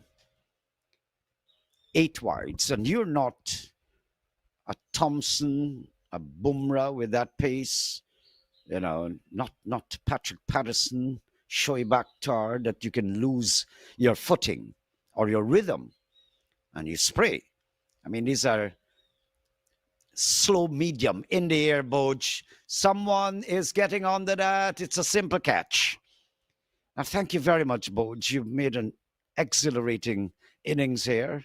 77, 51 balls. Congratulations.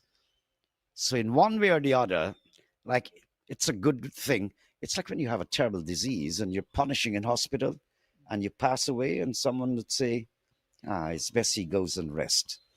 Yeah. Go back, Boj. You did excellent. Thank you very much. Brilliant innings.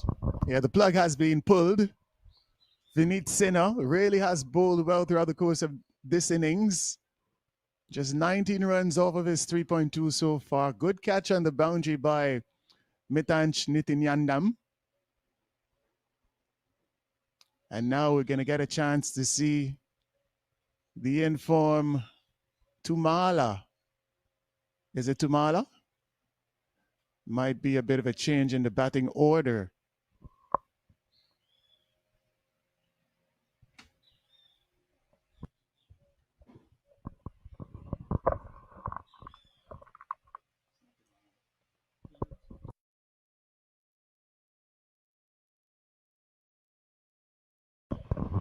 New batsman. Let's see if Sinha can make further inroads.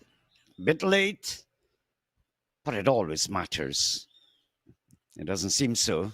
This one is gone. No, wouldn't get past the third man.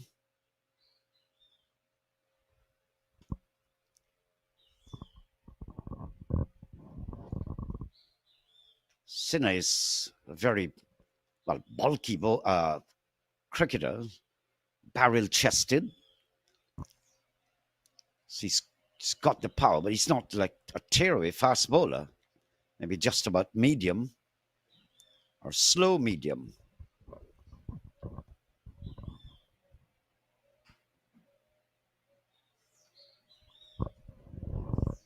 So crunch time for the batting side. 191. Things are looking, they can get over that 200, 210.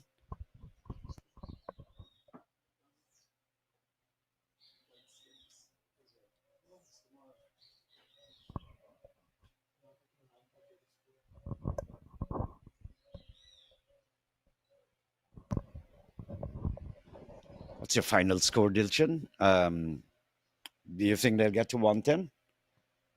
Delvin? Yeah, looking like 210 is on the cards. 210, correct. Sorry. It's always that much more difficult with two relatively new batters at the crease. With the well-set batters out there, you'd say absolutely, but we're going to have to wait and see. Not everyone can be fluent right from the get-go.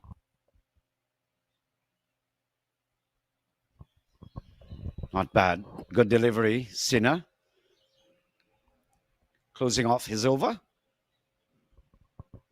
191 for 3.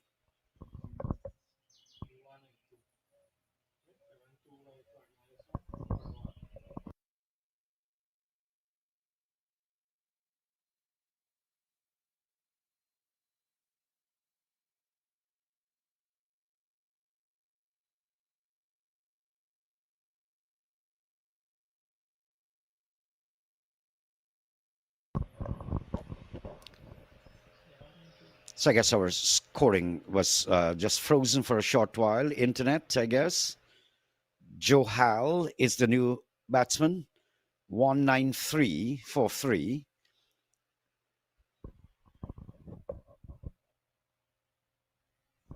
Slapped away high.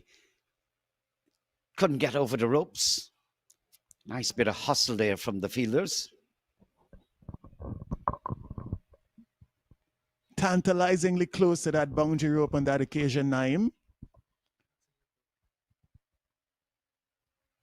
Might be interested in having a look at that replay, but umpire's okay in accepting 2.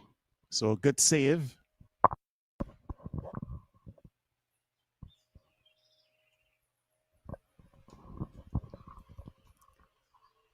Nice field placing, actually. Every ball is going to a fielder.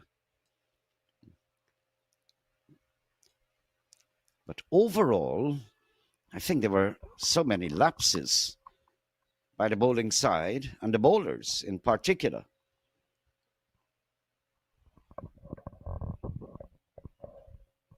Gurnik Johal on strike. Nakvi just wants to get his fielders exactly where he needs them to be. That's going to be the 200. Got to be. It's gone over the fence this time. Yeah. Really picked. That's a bigger 6, Andrew tells us, it seems. Now look at that.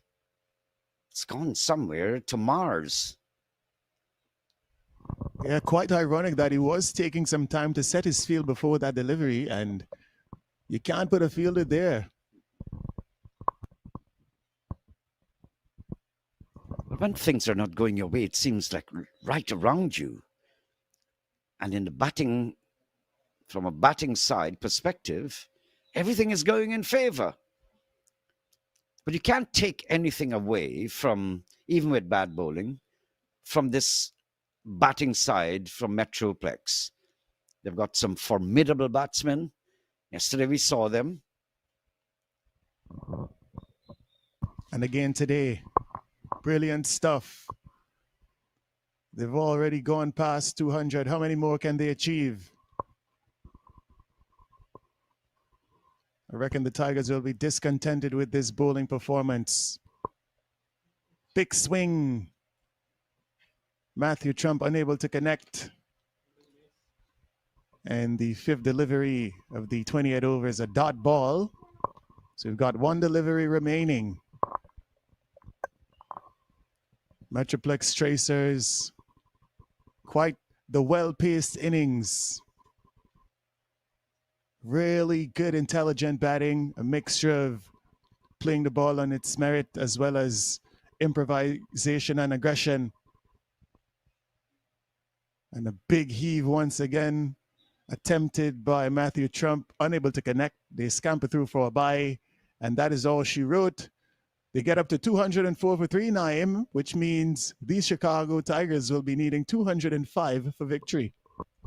Well, excellent knock. I have not seen the Tigers, much of them, so I'm not really familiar with the entire batting lineup, but I guess you have to wait and see. But 204, if you tell me to go out there to make 205, I'll tell you, I'm coming back just now. I'm just going out to the supermarket and then I gone, because that's a tall order based on what we're seeing in this minor league.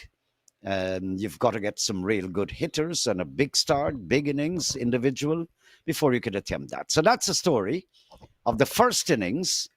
And these two sides Chicago Tigers winning the toss, having Metroplex Tracers bat first. 204, mammoth score. And you can see the bowling figures there. Just 2 wickets, 3 wickets going down. Nakvi, Sinha, and Patel, the three successful bowlers. And after then, it was nothing much to talk about. So 205, that's what they're looking at. They've gone in for a little change, and we're going to take a little change as well. We'll be coming back shortly.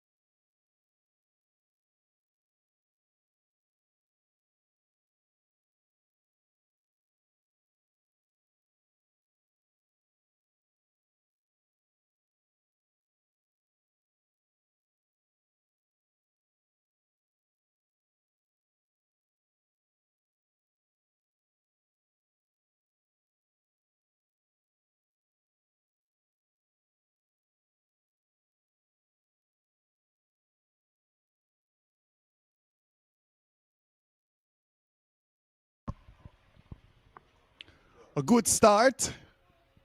Batsman allowing that one to pass him outside the line of the off stump. It's a dot ball. And these Chicago Tigers are in pursuit of 205.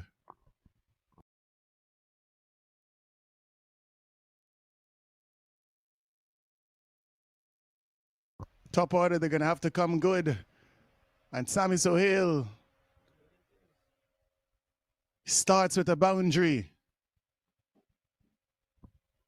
He knows what is required and most definitely looking to come to the party. Had a sighter. This is the second delivery and he's advancing. 4 runs off the bat, 4 runs on the board. Game on.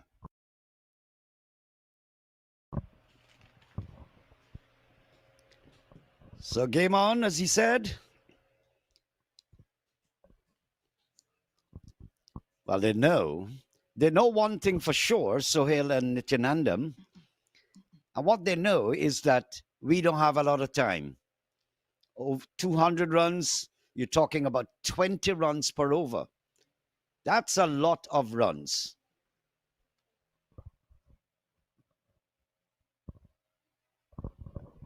Yeah, the batters. Sorry, you got to keep a run rate of 10 to get there, not 20, as I said. But if you can get 20 overs, 20 runs, some overs, good. It brings down the required rate. Yes, Naeem, and what we would have seen from the MetroPlex tracers is that they do not need to go all guns ablaze for the entirety of the 20 overs. We saw good batting from the top order. They were pacing themselves, modest run rate for most of the innings, and then after that halfway mark, they slowly but surely started to progress the innings and add impetus and got themselves eventually over 200. Straight over the top. Yeah, that's a big one. And seems as though it's clear the fence too. Yeah. Now, the fielding side, when they were batting, everything went so well for them, according to plan. Class act, where everything fell into place. They paced their innings right. They did everything right. That was really a performance. Nityanandam is in quite good nick. Let's see what happens here.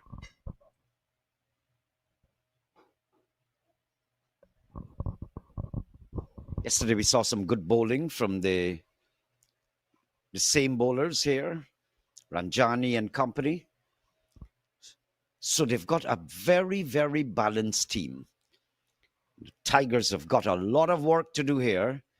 And you can see the anxiety in the batsmen. They want to get on with it. Yeah, Shubham Ranjani played well for his 42 when he batted. He's now bowling the very first over. Nitin Yandam looking to get on top of him. The over comes to an end. 14 runs off of the first. Good start for the Chicago Tigers. It's 14 without loss. But when you allow a side to go over that 200 mark, I mean, you're instantly putting a lot of pressure on yourself when you've got to chase. I think that's the situation the Tigers have found themselves in. It's good to see that they started off so in quite a blaze. Keeping that would be an uphill task. And that is what I meant to say initially. You scramble at 20-some overs, in a 15, and then you continue going.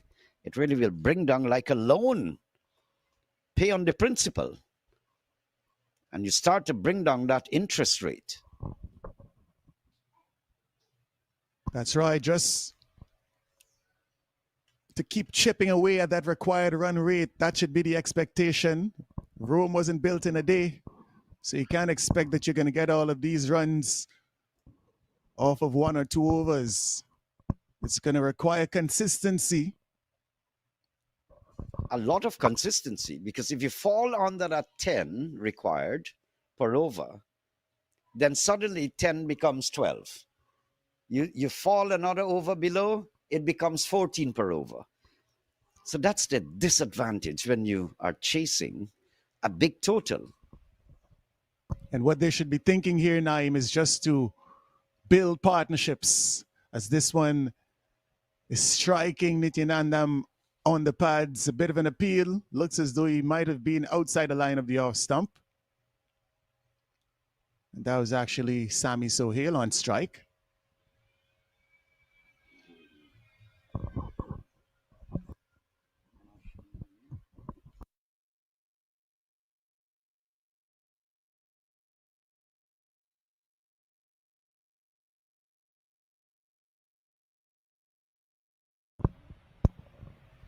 So spin on the way. Kenjigi.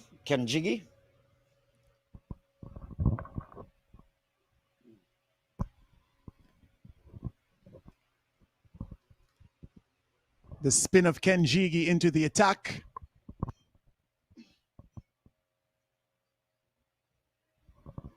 He had a good bowl yesterday. I think he picked up 4 wickets. And you could see the experience in Kenjigi.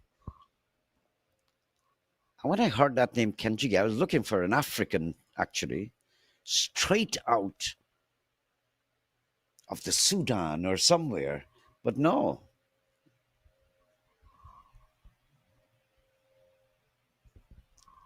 You can see nicely flight, deceiving the batsman. Many years ago, you never saw spin starting off an innings, bowling innings. And since the 2020 format, it started to happen.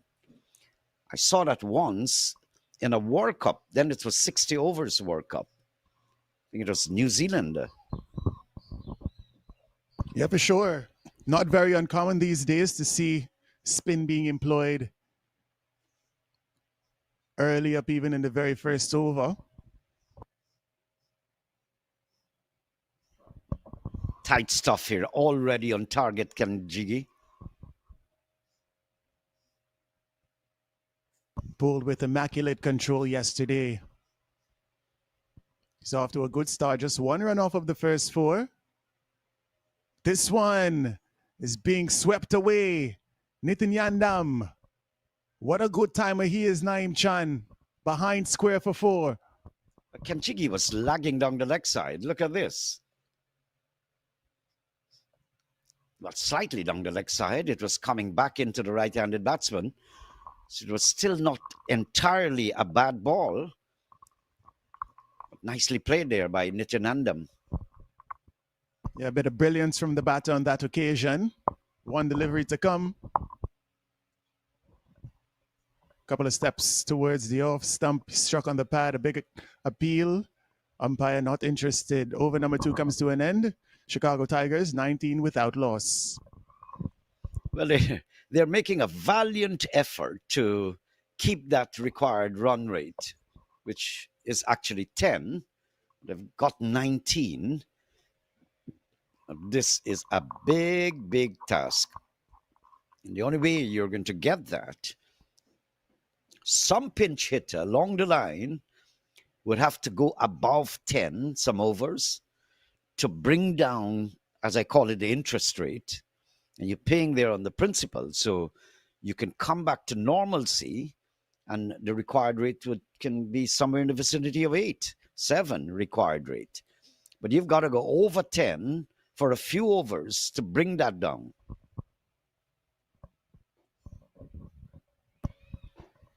We're going to have some medium pace from Matthew Trump. Brought into the attack for over number 3. Sami Sohail eyeing his field. And he's pulling this one into the leg side. It's a short delivery from Trump. Dispatched. 6 runs. We've seen the other side of Sohail today. Nicely struck away with savagery. There you go. Short. Boom. Gone. Nicely picked up. Yeah, I like that Naim Chan. Not sure if you're a DMX fan, but here comes the boom indeed. Big boom off the bat of Sammy Sohail.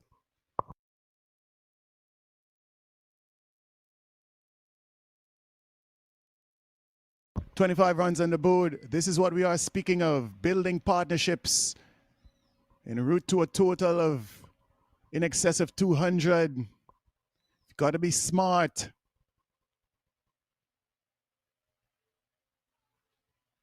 Look at what your opponents did. Try as best you can to preserve those wickets. But the funny thing when you're batting first, well, you don't know. You're not batting second, so you're not chasing. In this case, the Tigers know exactly where they have to go and how fast. So the batting first, I admire that innings where they were going at approximately sometimes before below 4, below 7, 6, and gradually the side that batted first, MetroPlex, gradually they increased. Everything works so perfect. I don't know. These guys would have to hit this ball away with savage brutality before they can achieve that 200 plus mark.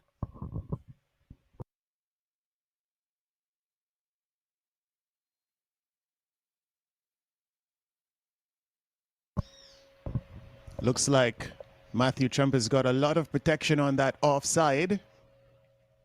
So these batters just looking to muscle him into the leg side area where there seems to be a lot more vacant space.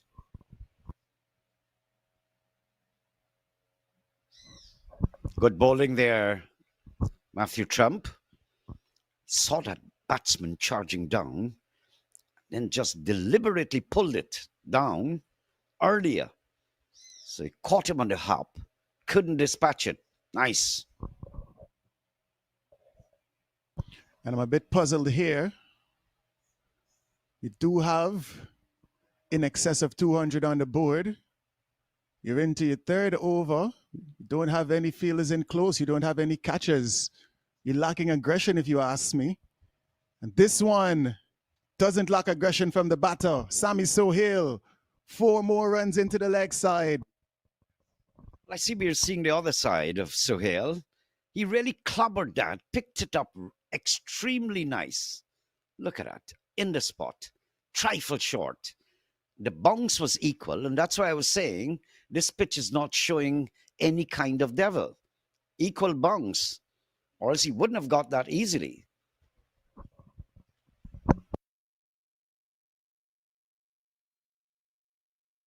Yeah, using the pace of the wicket. Well-timed stroke.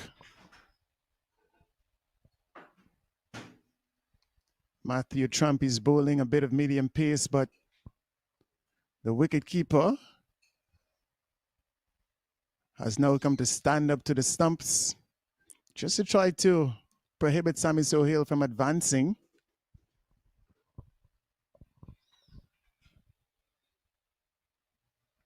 Current run rate 10.9.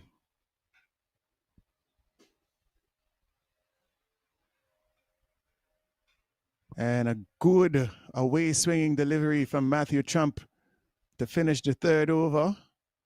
Finishes with a dot ball. Chicago Tigers 31 without loss. Quite a brave start.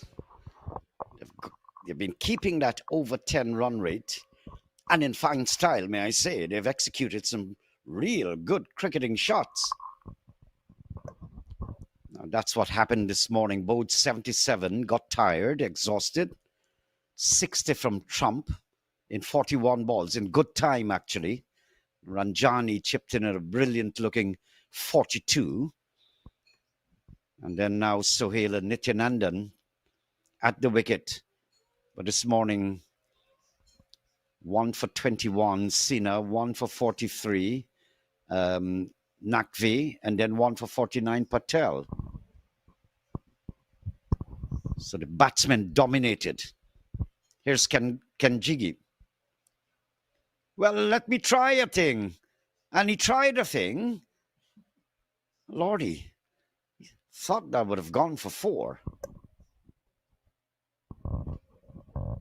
Do see this a lot in limited overs cricket. A bit of innovation from the batter, Nitin Yandam. Not quite middling it to pick up a boundary, but he gets himself off strike. Sammy Sohail is now facing up to Ken Jigi.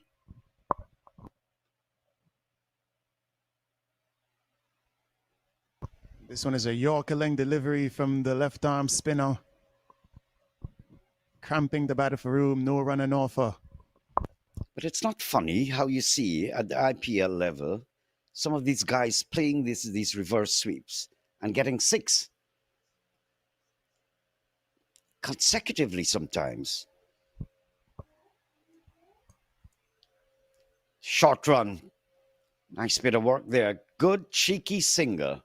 Now, it's in these circumstances, if you can get the boundaries, you've got to get those singles. Nicely run. Yeah, good running. Way to put pressure on the fielders.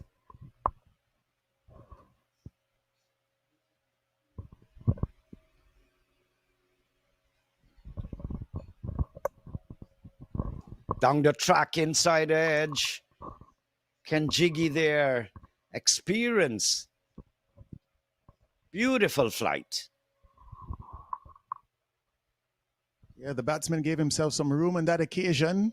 Moving leg side, looking to play that through the offside.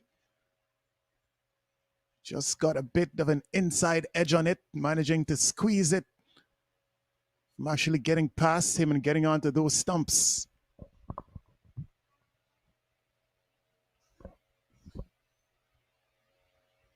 Beautiful. Almost inside edge again. He's kerfuffling the batsman. There's no doubt.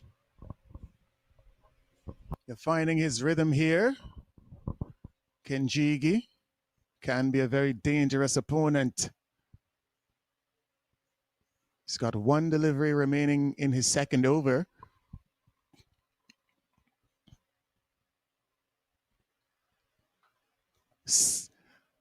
A swing and a miss, and he's bowled. Well, this is what you get from Kenjigi. He's always going to beg the question. He's always going to try to bait up these batters to lure them into a foul stroke. And a well-flighted delivery. Nitinandam decided, I'm going to have me some of this. He went for it. Unfortunately, unable to make contact and losing his stumps in the process. Well, Kenjigi was troubling the batsman I just was describing and trying to bring that to the fort. They were not reading the guy. Absolutely, they were not reading him.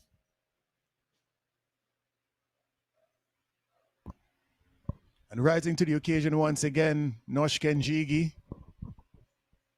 getting the important breakthrough.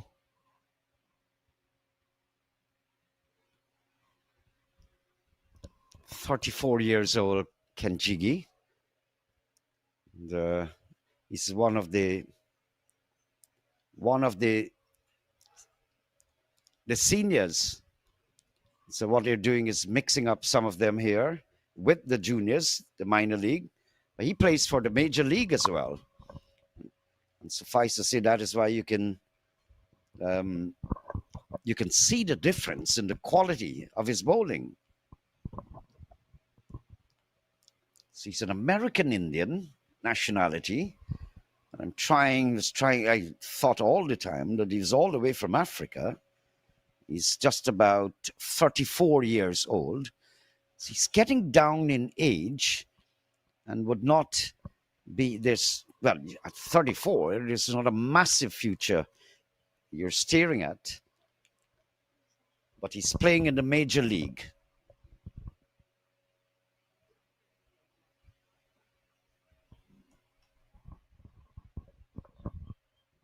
And what a wonderful start it was. You could have seen the energy and the adrenaline flowing in the two batsmen out there, Nitinyandan and Sohail. Sohail, 18 from 11 balls, Nitinandan 14 from 13. So was quite an inspiring start, and I had wished if they could have stayed out there a little longer, just to add some flavor to it. New bowler, first ball wide.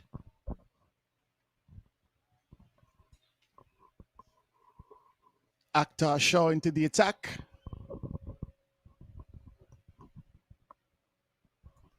I saw him spill a few yesterday, but generally he was one of the bowlers that was pretty impressive, was getting it to go away from the right hand and then sometimes coming back into the right hander. So he was one of the talents that I saw yesterday. But still had a few wides, I think.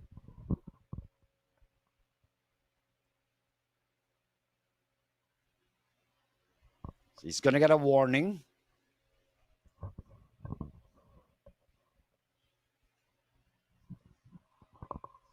Looks to be a strong fast bowler. Does get a bit of movement as well. And I see that is most of them, if not all. I've not seen a tearaway fast bowler. It's just about medium. As I said, strong. Would have liked to see some more pace from some of them. Now, that's not good. That's what I'm talking about. If there's one aspect of the cricket at this level in the minor league that you need to do some work on, and I'm talking about the respective franchises, because they're all privately owned, actually. And so a lot of work has to be put in some of those franchises that I'm seeing. And that one is in the bowling department. Too many wides. I counted 8 in the previous innings. I'm not going to say it. You see it. Now, why would you want to bowl 3 wides? Only 1 legal ball in the over so far. 4 balls in the over, 3 are wides. And you're one of the talents that I'm talking about. Now, what is making you bowl wides? When this side was bowling, I saw spinners bowling wides. Now, that's not good.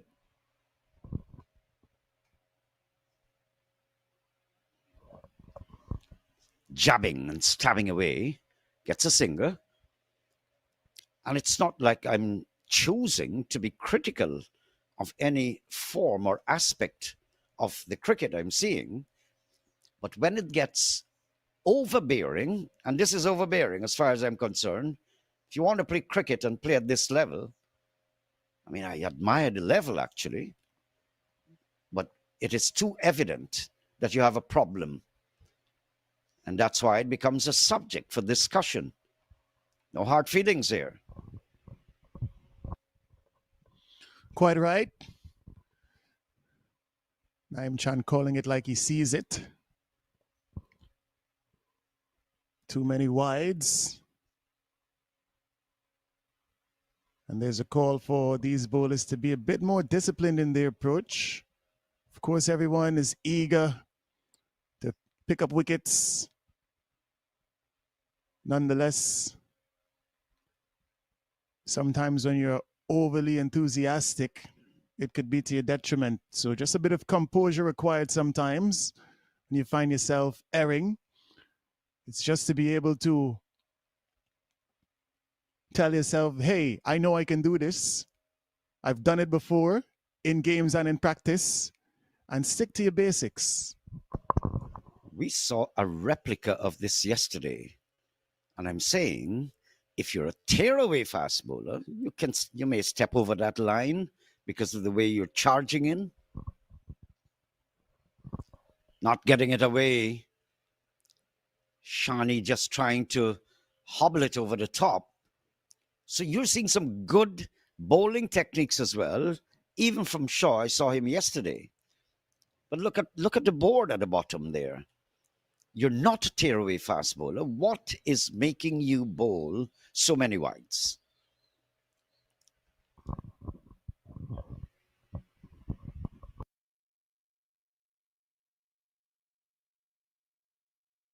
Sometimes there is, in fact, a plan to bowl a bit wide to some batters, but if you're going to employ that strategy, you've got to be precise, you've got to be accurate, as this one is targeted to the stumps. Shiv Shani driving that one back to the bowler, no run on offer. Well, I see the custom is coming back at the back end of the game. The bowlers try to get that Yorker just about off stick, going away, making it difficult for the batsman. This is not the back end, and all his wides seem to have been contrary to logics. Got a catcher in place, Naeem. This is what I love to see. Aggression. You have the runs on the board. Don't make it easy for these Tigers. And a drive through the offside. Just a single in the end. End of over number 5.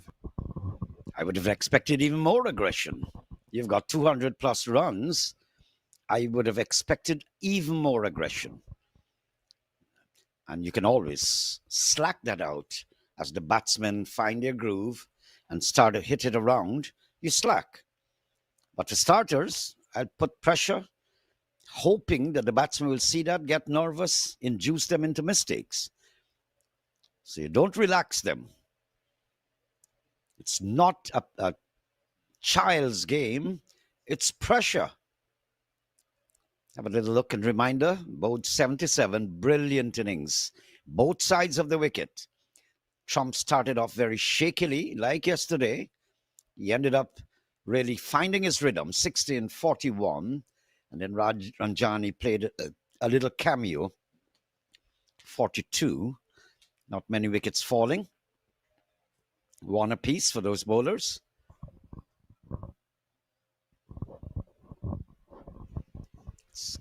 Kanjigi?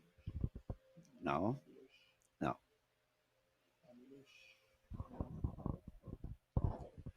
Budugum. Ah, yes, it actually rolls your tongue a little bit. Nice name, uncommon. Bumrah. Sounds like a massive explosion. And he is explosive, Bumrah. Now this is Budugum. He bowled well yesterday, actually. Outside edge there. Just not carrying. I want to see whether it came off the bat, actually. The umpire signaled buys, so he doesn't believe there was, in fact, any bat on that. Akhilesh Budugam into the attack. He's wearing the number 100 on his back. Bowled well yesterday. He's bowling up to a relatively well set Sami Sohail. Has been deprived a bit of the strike recently.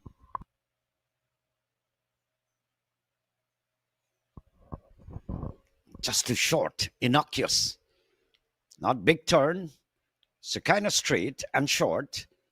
And I wouldn't be surprised if Sohail had a go at it. That's a better one, but too much up, straight down the ground.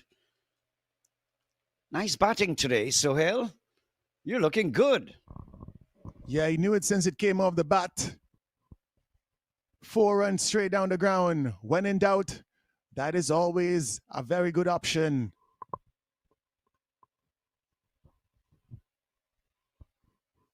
So Sami Sohail moving along nicely, moves up to 23. Budugam looking to break this partnership that is also escalating quite nicely. 10 runs already.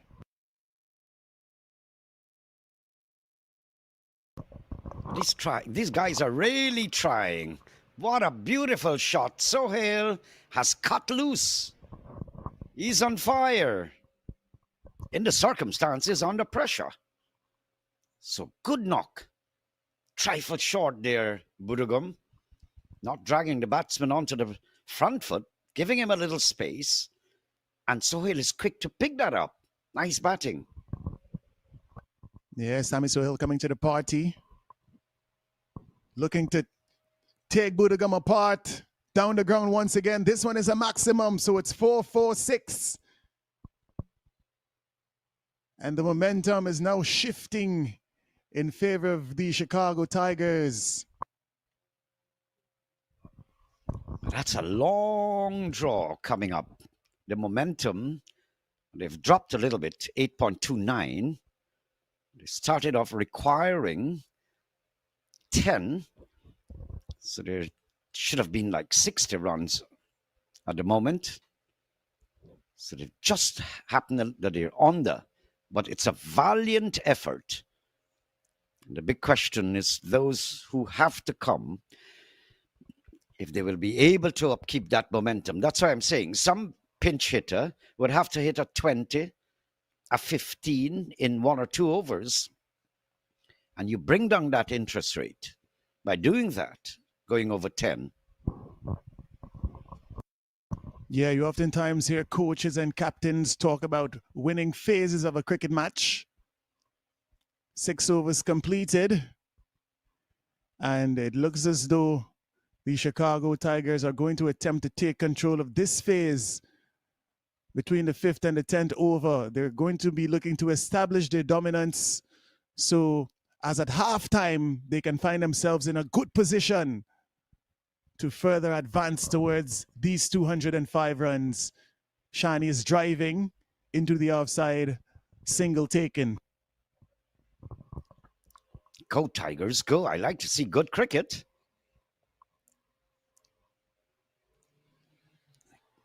Fight your way into this contest. Later on this afternoon, we have another game at the Prairie. Kings 11 Dallas, we saw them yesterday against St. Louis Americans. Yeah, you need 205. It really is a golden opportunity for some of these young Tigers to earn their stripes here. These are clawing their way. They're trying valiantly.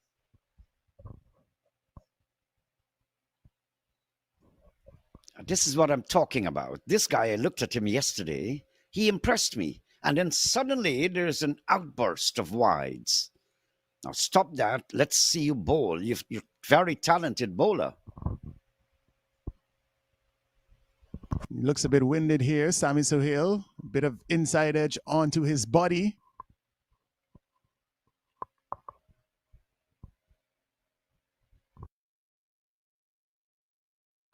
Akhtar Shoaib does have a bit of pace about him. That's definitely going to leave a mark. What I was talking about the predicament in the bowling department with these wides.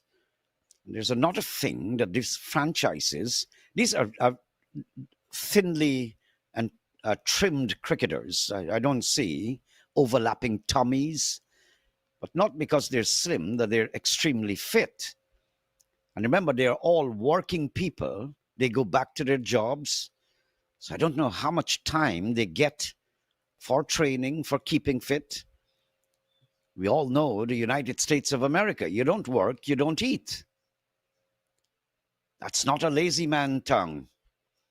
And so their working lives would have taken much time out of their personal lives. They're not full-time cricketers. They don't play the IPL. They don't play in leagues. Well, maybe the minor and major leagues. 1 or 2 cricketers may be playing outside of the country. So they don't have that time to be really fit. They appear fit. Yesterday we saw Patel was really exhausted. Today we saw Boj. These are not old men. But you can be as slim as ever, but not necessarily highly fit. You have to do the hours, the training. What I told you about that international commentator, what he told me is Australia, they're training. Part of it is with the military and so on. They drag their cricketers physically.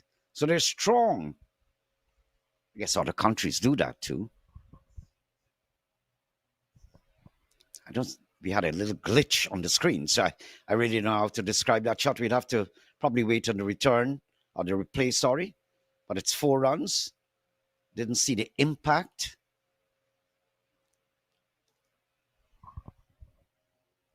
Top edge. Top edge coming down.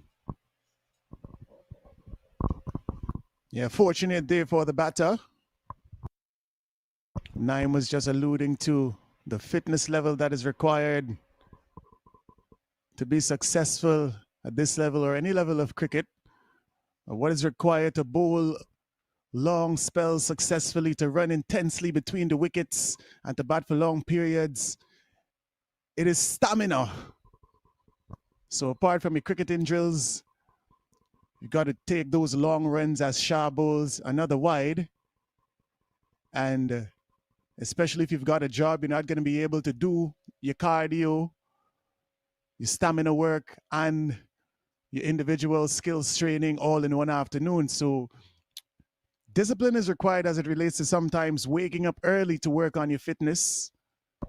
You know, get up, you do your long run, you do your stuff even before you go to work. That is if, of course, it means something to you.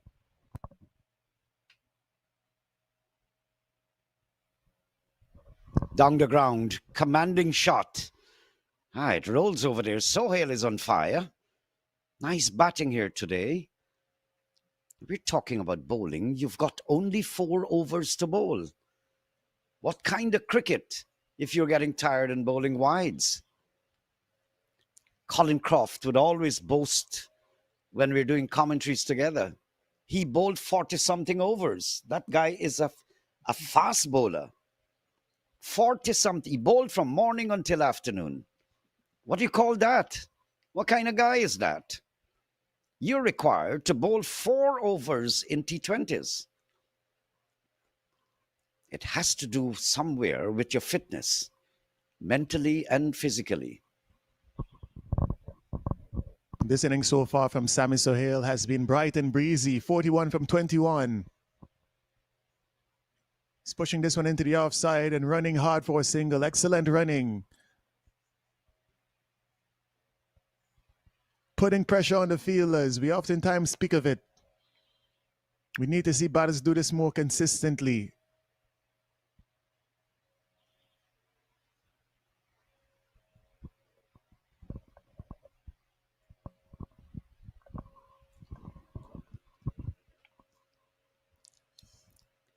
Well, I used to look at, I've described for so many decades, Clyde Butts and Roger Harper bowling in tandem, 40, 50, 60 overs. But they're spinners. But I'm talking about the faster men. I mean, it's only 4 overs. You're supposed to just get this right. Come on, Shaw. Right on target. Like that. Yesterday, you had a good ball, beating the wicketkeeper on this occasion. Talk to yourself. I can do this. You can see the disgust on his face. He's tired with his effort. And we understand. We understand. Yeah, life is hard as it is for Akhtar Shaw. No wicket so far from his 2 overs. On that last delivery, failed to get sufficient support from his wicketkeeper, just allowing that ball to go past him. Matt Summary after 7 overs in the run chase. Chicago Tigers in a decent position. They need an additional 139 from 13 overs at a required run rate of 10.6. That part is indecent, though. Decent position now to keep it up. It's another thing. Valiant effort being made, especially by Sohail, championing the cause out there. It's a long journey. Yeah, and I mean, all things being considered, it really hasn't increased that much from the rate that was required at the beginning of the inning. So it's been a well-paced run chase so far, in my opinion. Yes, they're keeping the fight up. Endurance here. Kenjigi, Budokum. Kengiji has to come back on, I think. I don't think he completed his overs. So you're going to face up to good bowling also. Budugam had a good bowl yesterday. He's coming from a very high trajectory.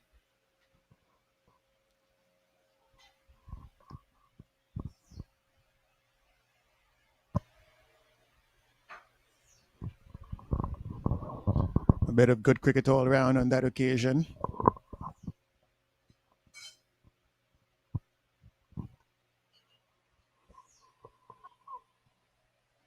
Budagum, he's aggressive by nature in his approach. He's not going to be looking to contain.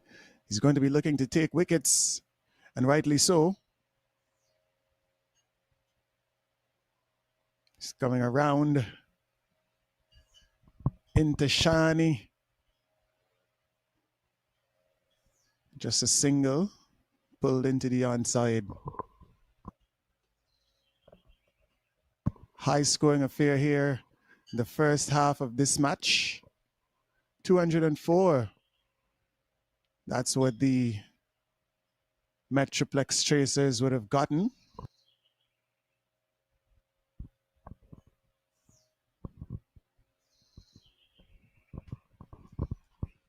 I don't think they have penalties on timing and how many overs you should send down.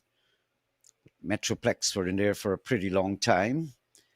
The kind of average we go with is about 1.5 hours. I think they probably went over 2 hours. Yeah, consistently slow over it so far.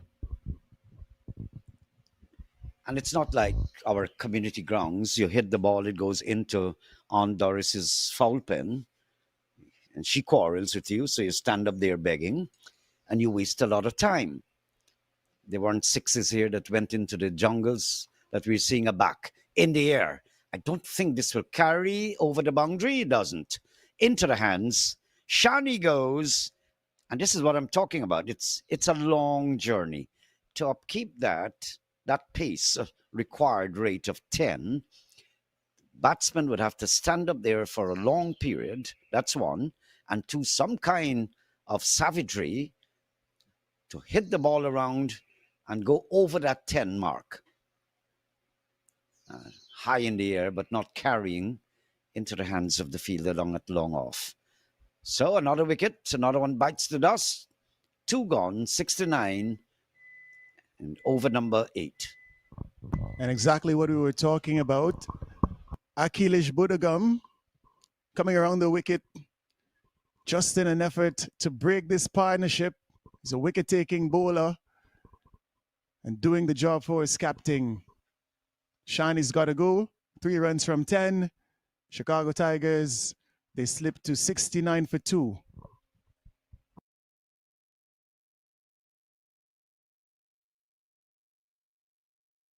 Coming out of that huddle, the body language of the MetroPlex chasers just seems to be a bit more of what it should have been throughout the entirety of this defense. Remember, they've already scored a mammoth total. In my opinion, the captain could have been a little more aggressive in the early overs as it relates to his catches and his field placement. Nonetheless, they're still holding a tight grip. The run rate of 8.81, just a bit more than they would have appreciated at this point in time, but still below the required, which is now in excess of 11. The Tigers' bowlers were pretty much not on target. I don't think they were biting to represent that name that they have with Tigers. They were pretty innocuous. The spinners were extremely slow, giving the batsmen sufficient time to assess and analyze, even read the writing on the ball sometime, made in England. 5.5 ounces. Nowadays in T20s, you see spin bowlers really pushing it through. One delivery to come. This one is outside the line of the off stump to the new batter. It's working it out to the sweeper and a single. So over number 8 comes to a conclusion. The score is now 70 for 2. As Kartik Gatapali gets the single to keep the strike. Good to see that the batsmen are meeting in the middle, mid-pitch conference. I wonder what they're talking about. Hey, bro, this thing looked like very difficult. I think I'll just get back in the pavilion. Let's see if we can have a little drink this afternoon, because discussions are good. The thing is, it's a long haul. So I wish them well. Valiant start. They're still going at 8.75. They had reached 10 at one stage, but in the process, they've lost 2 wickets. So the pressure is back on. A couple of good all-rounders in this Tigers lineup out in the middle. Already in this tournament, 2025, we've seen how exceptional Gatapali can be with the ball. Sammy Sohail also quite handy with the ball. He finds himself on 44. What can Karthik Gatapali do with the bat today? Still a lot of runs to be scored here if his side are going to win this match. Just about a matter of 135. So he's got the room to get a score under his belt. It's going to be interesting to see his approach, Naeem Chan. Yes, and Ranjani had a good run yesterday. So let's see what he does now. He was pretty much on target yesterday, straight over the top. Would that clear the ropes? Ah, yes, it does. Umpire signals maximum. That was cleanly picked up. On the hop, straight over. Went off. And that confirms our suspicion that the approach will be that of aggression once again. Looking to keep the momentum. Gatapali advancing down the track. And a brilliant 6. Now moves up to 7 off of just 2 deliveries. Shubham Ranjani is going to have to make some adjustments here. Wide this time. But good enough, close enough to be considered a legitimate delivery.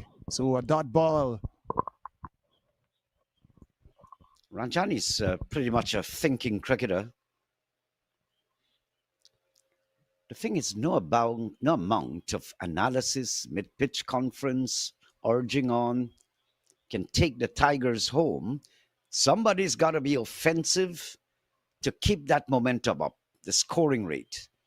That's a single there. In fact, I think they've crossed for 2. Yeah, slow ball there on that occasion from Ranjani. Really does like to utilize his variations and all of his skill set. Why have the skills and not use them? So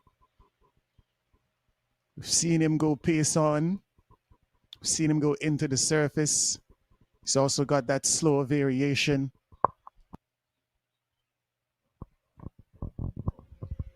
Gatapali's making an effort. You can see the effort in this disposition.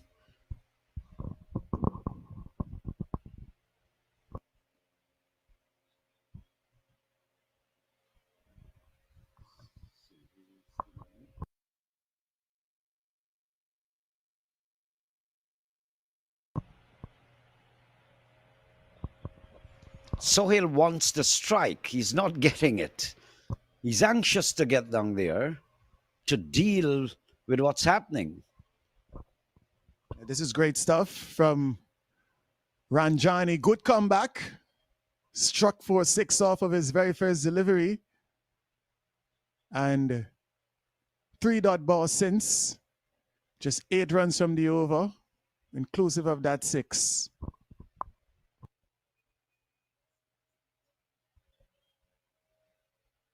Nicely squared up on the offside. Ah, this is going to carry. No, it doesn't.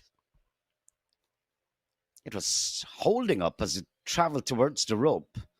May would have stopped here or just crawled into that rope, but it was withheld by some good footwork there. So that's the end of over number 9. They should have been at 90. They're 80, not far away. Well, let's watch and see in what direction this goes.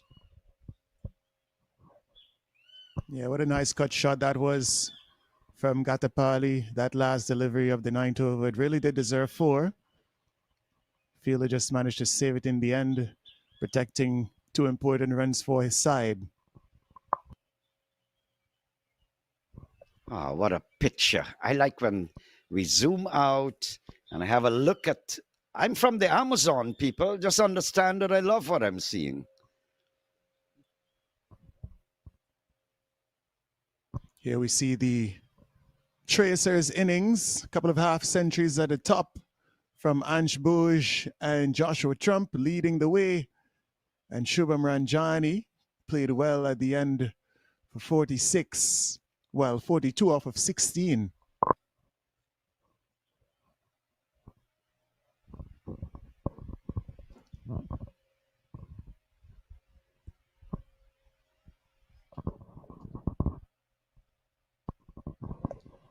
New man, new kid on the block. So he's been out of action. He's just watching, coming back. His body's going to be a bit active now, and his brain. Oh, poor try. Was trying to sweep it And a bit of a mix up. from way outside the line of the off stump. Got the top edge. Could have been out there. Oh, they looked to be attempting a single. One of the batters, he was mid pitch when he was sent back nine. That shot is in control. What a beauty. He took that out from middle and off and swept it away in the sweet spot there. Nice shot. Well, this guy can bat.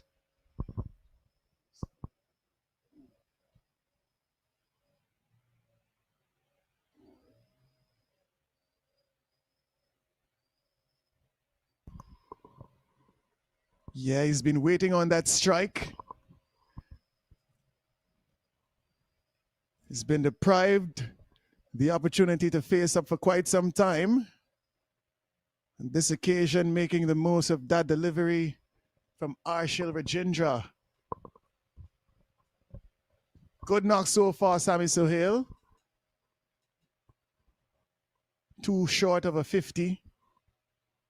This one is outside the line of the off. Somebody's cutting away, bringing up his 50 with a very beautiful cut shot. And a nice innings, really has been a well-constructed innings from Sammy Sohail. Does look to be a capable batter. He's got the shots all around the wicket. Powerful down the ground. And definitely well set at this stage, Naeem. Well, he's really a compact batsman. And who says that they're not talents here? We're spotting them one by one. Sohail has just joined the fray. He's gotten to his 50, 28 balls. Rajendra is getting this ball to turn appreciably. Appreciably. Sohail is looking well on course. And they've carried that scoring rate up again. It's in the nines now, 9.05.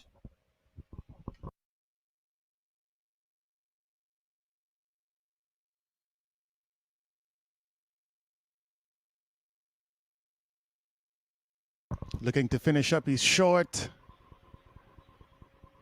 Pulled away. In the end, just a single. And that brings us to the halfway point. Chicago Tigers, 90 for 2. Sammy Sohail is well set on 53. Gatapal is looking dangerous on 12 from 8. And going forward, they will require a run rate of 11.5 if they're going to get these 115 runs that they still need for a victory. As I said, and that's all I can say again. It's a long chase. If you've got the breath to stay there, you've got a stamina to endure, it'll be a wonderful victory if you get there. Now let's have a little water break too.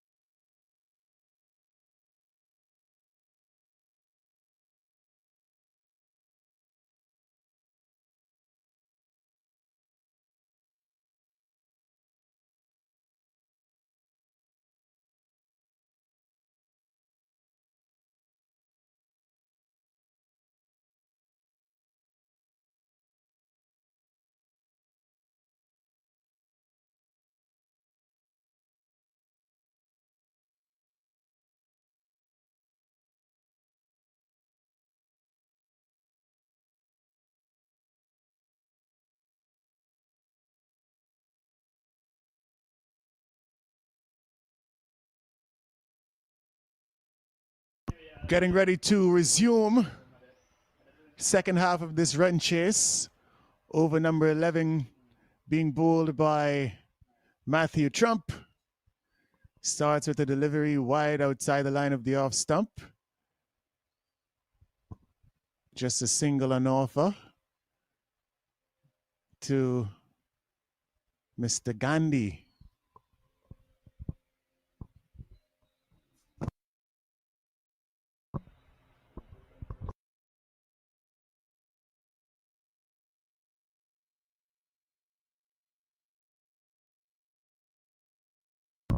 Down the ground. There's a man down there. Just a single. It's such a difficult circumstances that the batting side is operating under. You've got this weight hanging over you where you've got to get at least 10 runs per over. Valiant effort being made.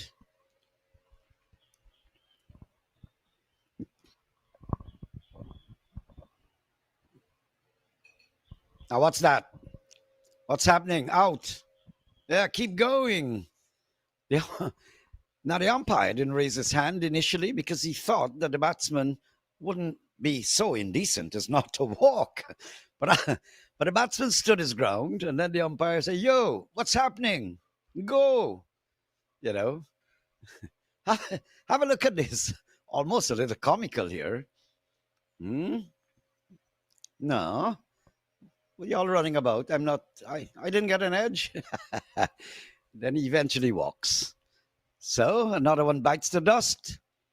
And the equation will get a little worse, as you can appreciate. So the pendulum is swinging on one side a little more than the other. Going after that wide delivery. Just a bit of a feather onto it. Well taken by the wicketkeeper, Joshua Trump. So it's Trump square on that occasion. Bold Matthew, caught Joshua, and Chirag Gandhi. It's a good afternoon to you, sir. Got to go back to the dugout. Fortunately, unable to play any further part in your team's attempt to chase 205.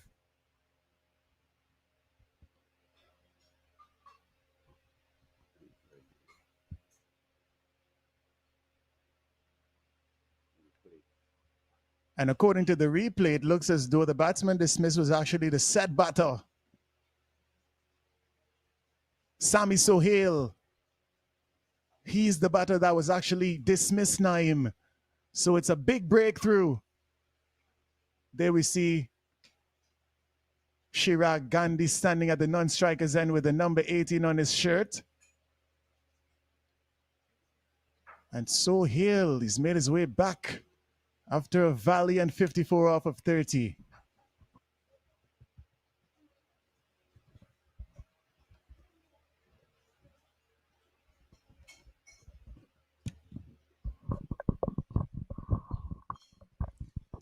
Beaten outside the off stump.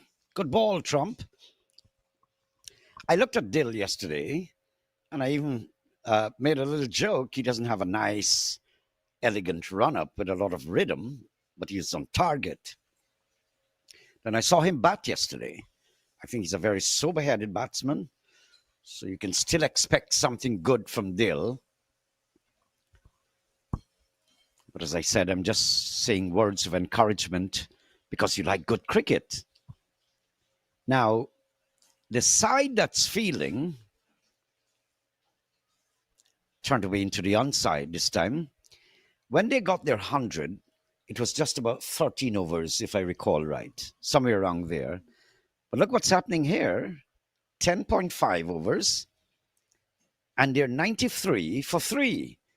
So really speaking, in reality, it's not entirely bad, not to be written off yet, but it's whether the Tigers can hold the fort and stay there as long as possible, bat out the 20 overs, and see what they make out of it.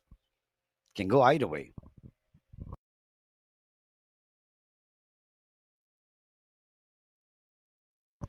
pulled into the leg side.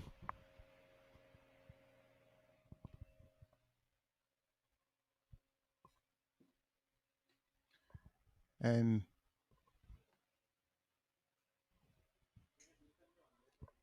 that is going to bring us to the end of over number 11.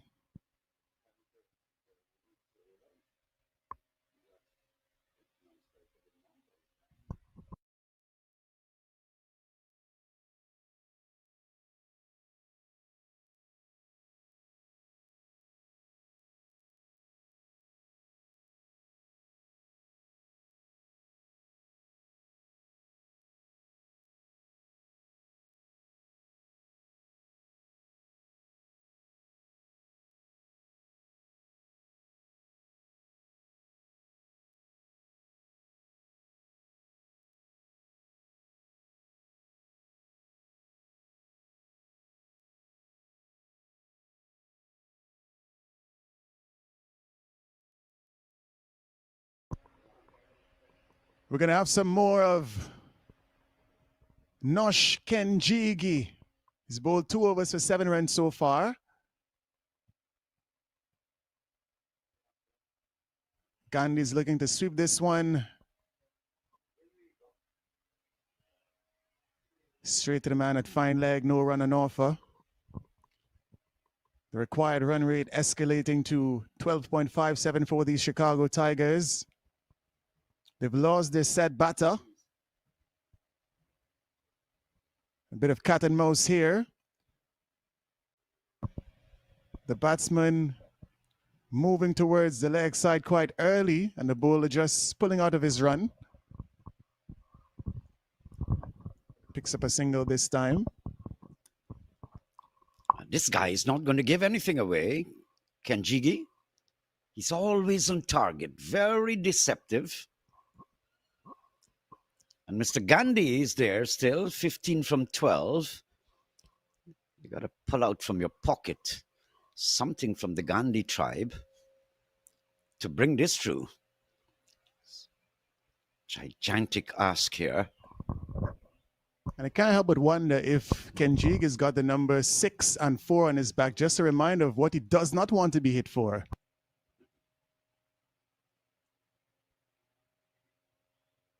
Good save. And acknowledged by his teammate. That's the pressure you want.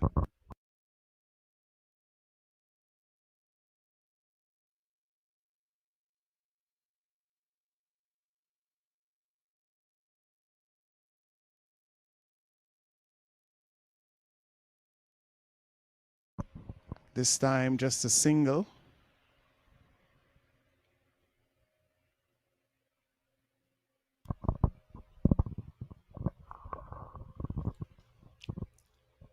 Very short and diminutive Gandhi. Well, the big Gandhi wasn't a tall guy either.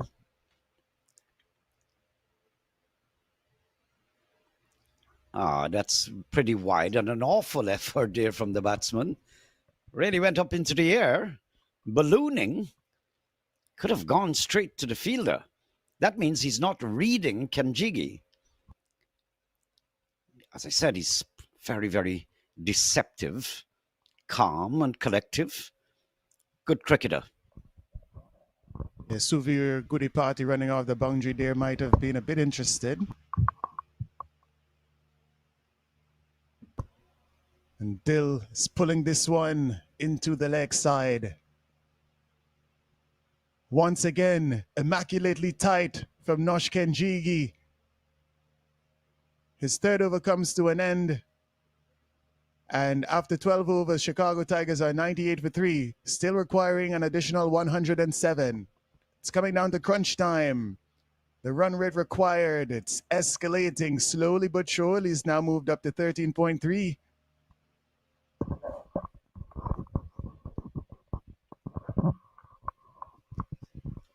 Yes, that's getting bigger and bigger. And there's where the pressure comes on. If somebody doesn't take the bull by the horn somewhere and give me a 20 from an over. Dill is cautious. He knows the journey. He wants to be as cautious as possible. Here's Trump. worked away.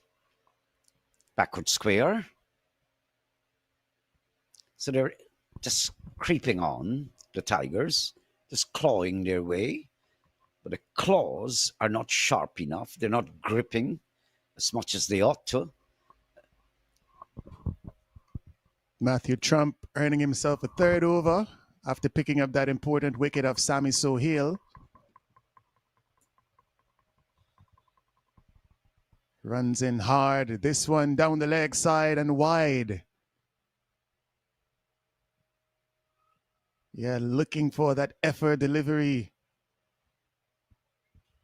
And a lot of times when you're looking for effort, you tend to sacrifice accuracy, as was the case on that occasion. A bit too wide.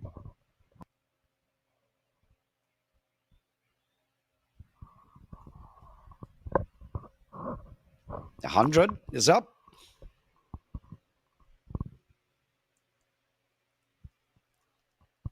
Is that going to carry? Yes, it does. Sometimes we have to wait on the switching of the camera, so just in time to see that it is punched. Look at that, punched pretty hard too. Boom, gone. Looks as though he knew it would have been four as soon as he hit it. Did well to evade those fielders on the offside. And Chirag Gandhi looking to kick on here. Still a tall lord. He's down the track and he's bowled. Matthew Trump sticking to his guns. Straight and full. The batsman looking to advance, as well as to advance the scoring rate. Down the track he went. He missed and lost his stumps.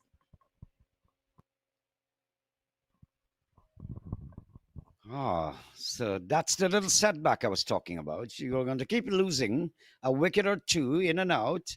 Can't blame the batsman. Gandhi was trying, like the Mahatma did, against all the odds and the hurdles. One got independence for you. This one was trying to lead his side, but he had to take chances.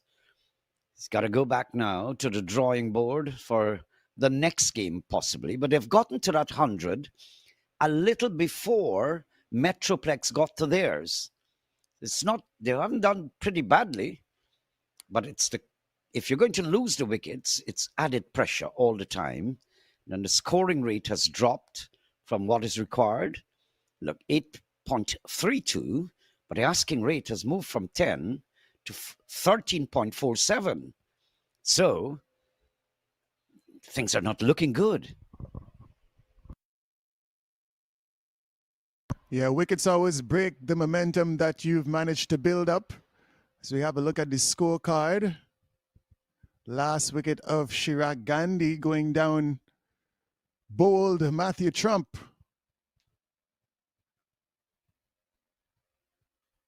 Percentage-wise,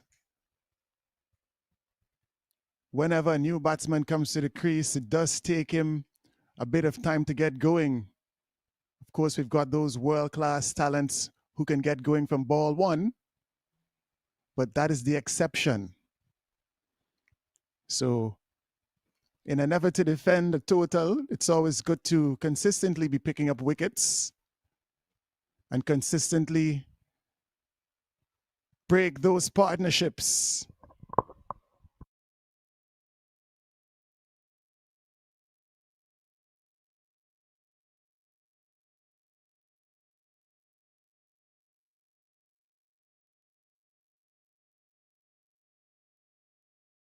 The new batter, Rahul Basu.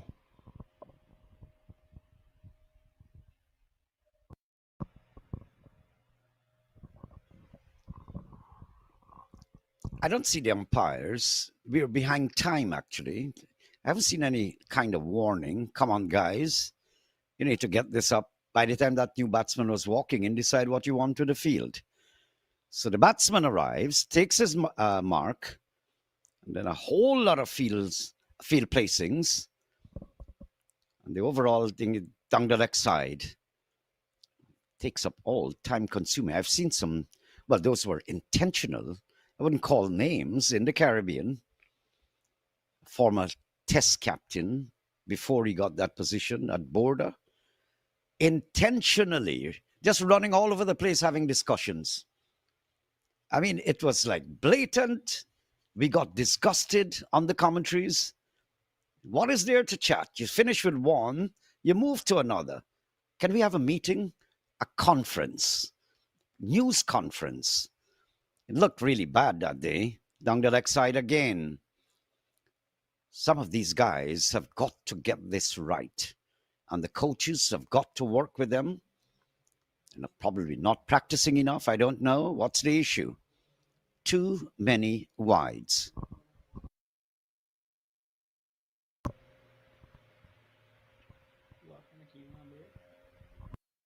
Yeah, and sometimes when your over rate is consistently slow, it can be a bit of gamesmanship. A lot of times we see captains and players seek to slow down the pace of the game just to have conditions work in their favor. Beautiful ball. Trump. Nice comeback. Just missing the outside edge. There's where you must bowl. And why not? Let's do it a bit more consistently. You miss the outside edge pretty close, and then you come back and give me two wides. Three wides already in this over. And these tracers have conceded 11 extras so far, inclusive of 9 wides.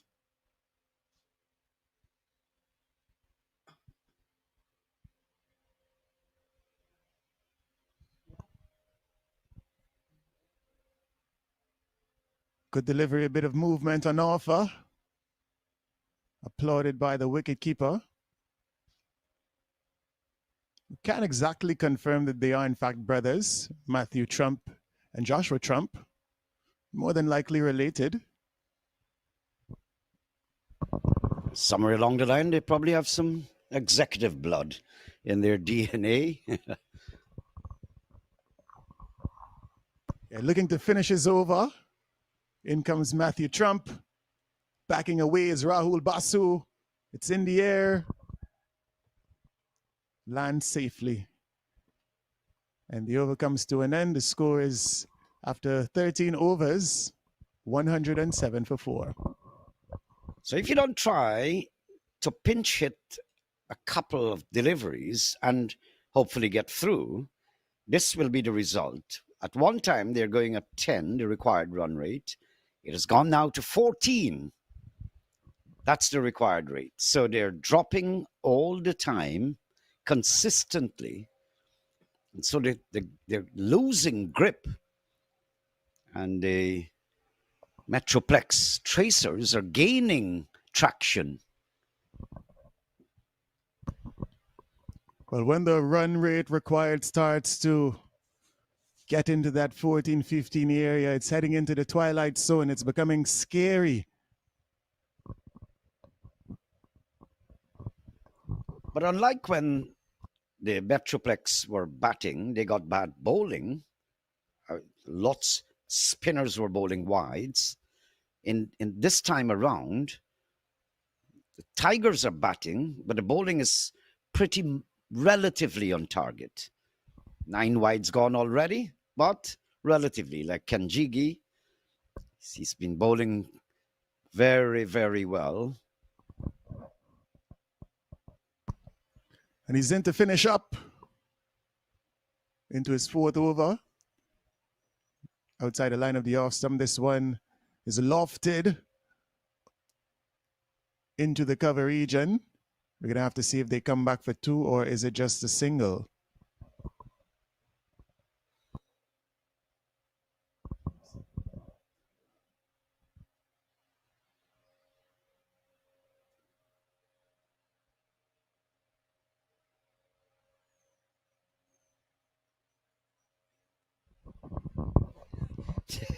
all all kinds of innovation because of the pressure, of course.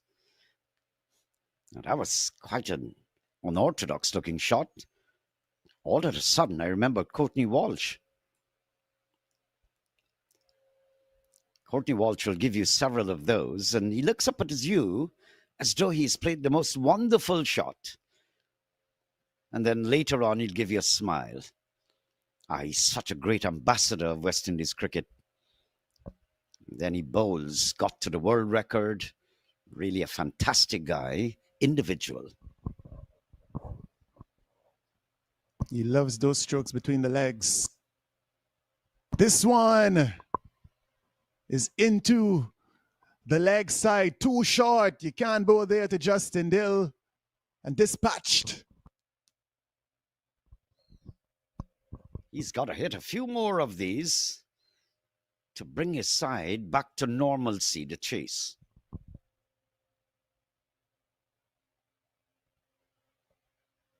He likes that area, the mid-wicket, the cow corner area. A large percentage of his runs scored over there. How can Kenjigi counter-attack? This one is driven down to long off. It's going to be just a single in the end. Good spell from Nosh Kenjigi. Finishes with 1 for 19 off of his 4 overs. Very economical, given the context of the match. And after 14 overs, the Tigers are now 115 for 4. Now, 1 over ago, the required run rate was 14. It has gone to 15. That's asking too much. So hopelessness is pervading the Prairie complex.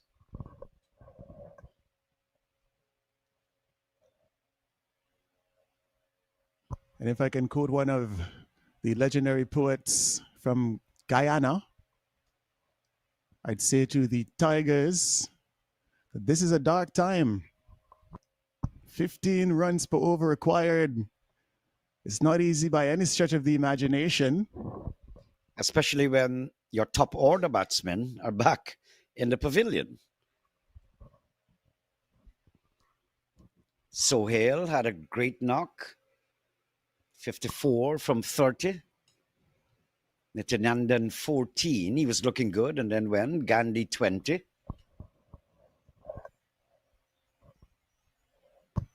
Not impossible by any means, Naim, but becoming more and more impractical or improbable. That's the word I'm looking for. Not impossible, but highly improbable. Pulled away. Backward square. Can't get there. And it's gone for 4. A little bit of grass there. You see it on the ground? They missed that.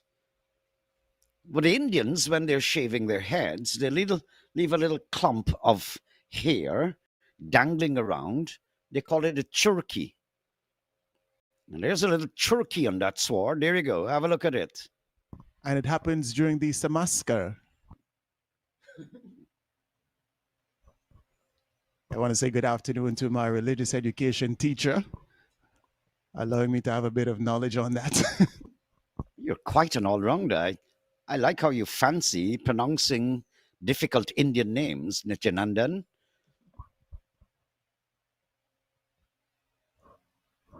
Good try, but couldn't have got that because he had to run backwards. You know, good try, nevertheless. Good shot there from Dill. Dill can handle himself. I saw him yesterday. He enjoys batting. And we understand the difficulties you're facing there now. And we've seen Sami Sohail do it.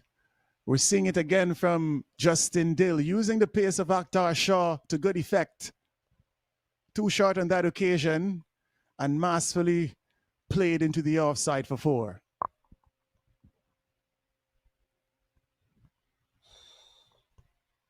So requiring 15 runs per over as at the beginning of this over number 15. Justin Dill, he struck consecutive 4s, bringing that run rate immediately down to below 14.5.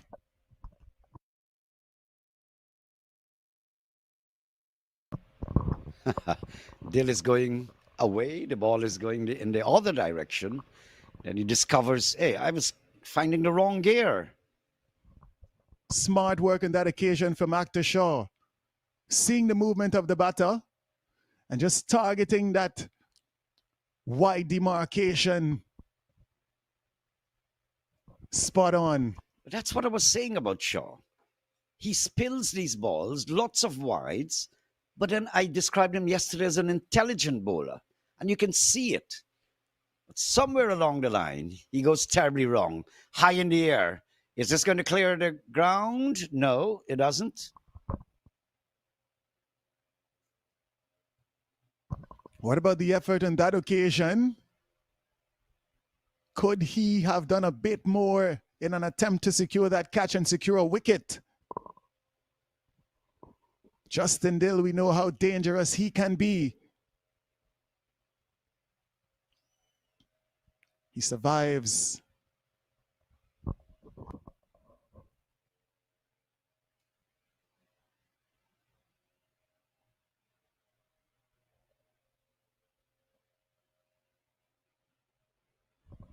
Delicately chopped. Nice shot. Yes, Basu, go to the top of the class. And I see a little hut outside of the perimeter of the fence there. Look at that. You're going to see those guys just holding out there, camping. This is what you do with misdirected bowling to all of the young batters on the outside. When a bowler strays, you've got to punish him. It's not funny when I saw those guys in the camp, and I remember the scenario in my country.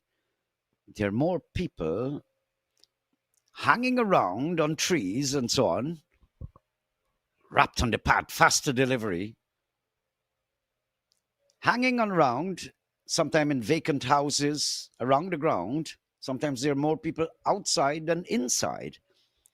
But 1994, during that same test match I was talking about, I came out, exited the ground, and there was this guy wrapped his legs around the trees on just outside of the fence of border, sleeping, and it's like he had no respect for people. He was snoring.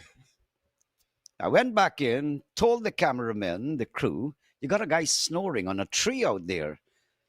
And they tied a microphone on a piece of pole, pushed it up, got the snoring. Well, one hell of a picture that was.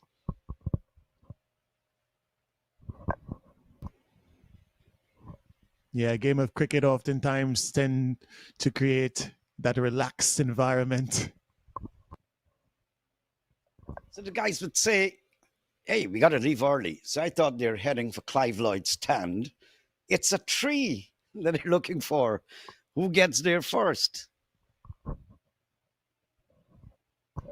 5 overs to come. Who's the captain going to turn to? At this stage, he turns to Arshil Rajendra. He's bowled 1 over so far for just 10 runs. No wickets to his name.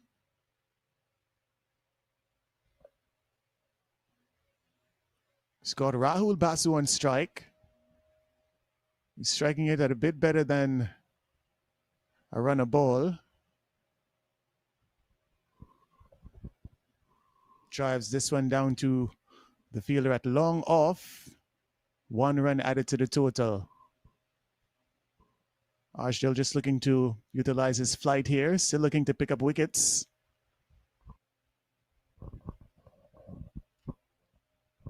Time's going away. Can't get hold of it, Dill. Not getting it in the meat. My grandfather would say, time and tide waits on no man. The two of them together, time and tide. They keep going all the while. It's just getting out of the reach. Basu there, going for the shot. Straight down to long off. Into the hands of one of the fielders. And all of a sudden, things are getting worse. 1-3-3 now. And I think that's wicket number 5. Wicket number 5. Now, it was 14 required 4 overs ago, then 15, and now the required run rate is 16. Look at that. This seems to be all over, and the shutters are coming down around the Tigers, shutting them inside. It wasn't only temptation, it was a necessity for Rahul Basu to go after this delivery. Tossed up quite nicely by Rajendra and earning himself a prize scalp. Picks up his first wicket. Now has figures of 1 for 12. The MetroPlex chasers are halfway through the batting lineup of the Chicago Tigers. Tigers themselves currently scoring at a run rate of 8.5. They need in excess of, it's not in excess of 15, it's exactly 16 at this stage.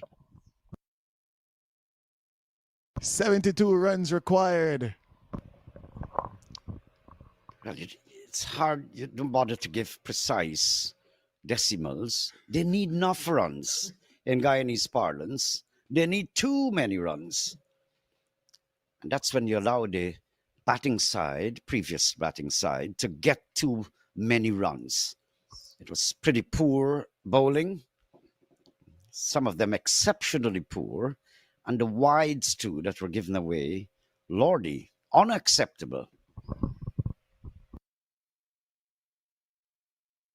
So there was a mix-up earlier where we thought that Karthik Gatapali was in fact at the crease. He's officially now stepped out to the middle, and he will be facing up to Arshil Rajendra. 3 deliveries to come in over number 16.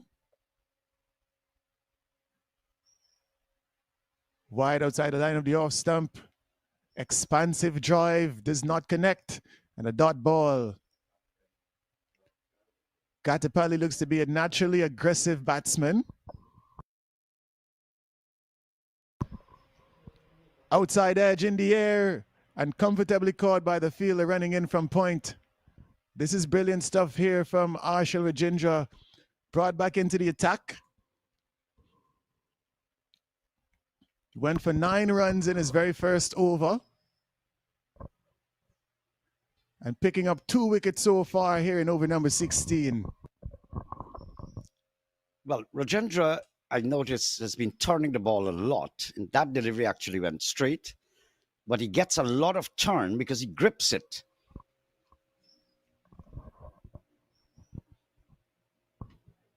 And Karthik Gatapali's got to go for a duck.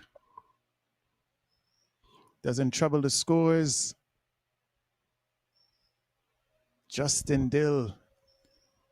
He's desperately in need of the strike at this stage. We were talking about turn. It brings to my mind every couple of decades, maybe 2, 3, 4 decades, nature provides you with an icon. You talk about turn with Rajendra. I mean, look at Shane Warne. The guy bowls people behind their backs. I can't understand how much prolific turner of the ball he was. And I saw him display a little piece on video teaching some youngsters how exactly to grip that ball to turn it so much. So when I say Rajendra gets a lot of turn, I mean in a measured way. Yeah, Shane Warne, apart from having those variations, the flipper, the googly, and the orthodox leg spinner, he's also, well, he had the ability to turn his leg spinner at varying degrees as well. He knew exactly how much spin he wanted, if he wanted it to turn big, if he wanted it to turn just a little, which is just masterful when you think of the level of control that is required from a leg spinner, Naim. Those guys are legends. God rest his soul. End of the over there, 16 without loss. You would think that no one can bat them. And all of a sudden, Carl Hooper will make him Sachin Tendulkar, Brian Lara, would make him be taken off the bowling. I mean, unimaginable. That level of bowling that you can actually disfigure him. Lordy. So those names that I was calling had the art of batting. Shane Warne said it was a nightmare to bowl to Sachin Tendulkar. But he said that if Lara could just put you away anytime, every time, he innovates, he creates shots. but he said it was a nightmare bowling to Sachin Tendulkar. Just can't get the guy out. In comes Ranjani. Starts with a slow delivery. Wide of the off stump. And the trap has been taken. That was a babysitter. Setting him up. Slow outside the off stump. Encouraging the batsman to hit that one out of the park. He loses his timing just because of the lack of pace on that delivery and a comfortable catch in the end. Good execution of a plan here by Shubham Ranjani. As I said, the shutters are all locking down around the Tigers. They're as tame as anything right now. And the time's really going because another match is due in 20 minutes. I can't see this being concluded in 20 minutes unless the wickets all fall. So I guess the other game would be starting a bit late. And in this championship, I'm not certain, but I don't think there are penalties, bowling penalties. And if there isn't, quite possibly, Cricket USA will be looking at those factors in the administration and putting up the plans for the tournament, whether there are penalties or not.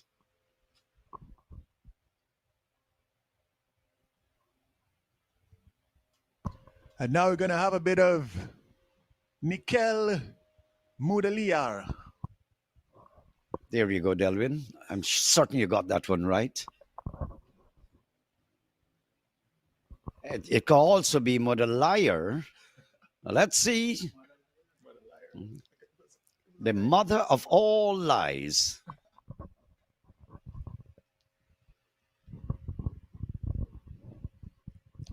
I'll settle for Modalia or yeah, let's take Liar out of the equation. He looks like a nice guy.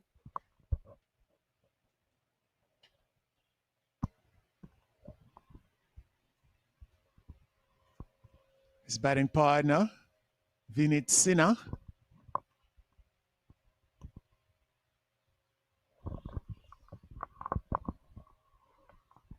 Hopefully Sinha can actually bless us with some good stroke play here. Might just be too late.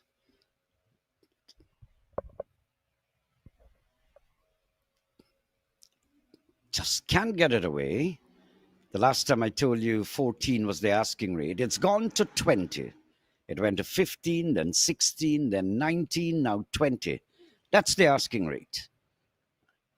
And not passing judgment, but it was too much of a big score that MetroPlex, correction, mustered. So the batting side now allowed that side to score too many runs. Sorry, Modalia. You're not going to get that away. And that's what we mean when we talk about batting an opposition out of the match. Putting them behind the 8 ball from ball 1 and then creating a stranglehold which just compounds that pressure throughout the course of the innings.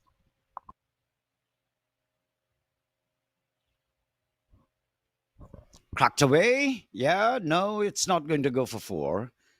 Good work there from Trump. But you compare the two sides, same pitch, no devilish behavior. Why could the first side batting, MetroPlex, Tracers, they could muster 200 odd runs, and now the Tigers can't get there? MetroPlex has got quite a good all-round team. I think they outplayed the Tigers. In simple language, end of the over, 135 for 7.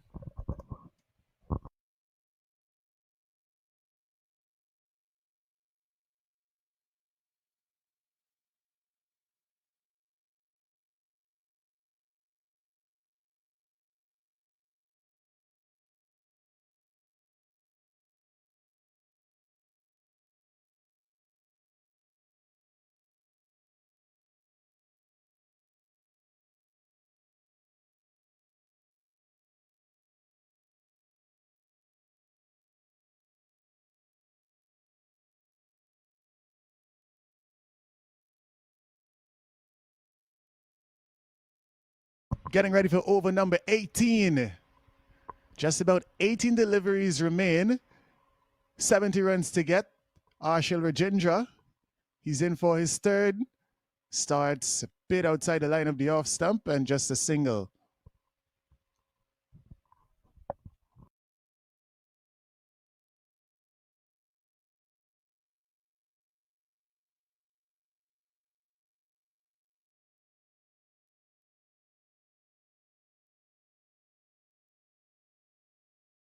Nikhil Mudaliar on strike. This one is wide outside the off stump and he's slug sweeping that over mid wicket for maximum. Well. How wide of the off stump was this, Naeem Chan? And he still manages to get it to clear the boundary by some margin. I think he got it because it was a googly coming back into the batsman. So it came into the bat. Googly. And the googly is very obvious when Rajendra is bowling it. You're seeing it clear from his hand. You know that's a leg break. There are some people that can disguise their googly so much. But I spotted that from the time he rolled that wrist. Yeah, Naeem Chan picking the variations from a different continent.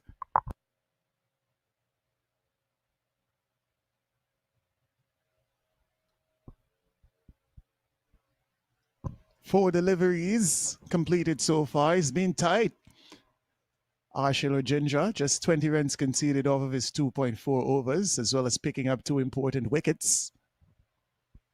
Can he get some more? It's a foregone conclusion that these Tigers are not going to get to 205, but the bowlers can still get a bit more out of this contest. 3 more wickets on offer. I was saying when MetroPlex were batting, everything, every angle was in their favor. It worked. Everything they planned out, everything worked in a wonderful way. And everything is going wrong with the Tigers now. You just get the feeling that the walls are closing in. Yes, try something else. The walls are closing in.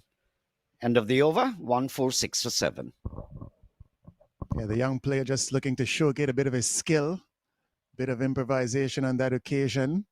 Attempted improvisation. It was an attempt of a reverse sweep, but he missed it completely.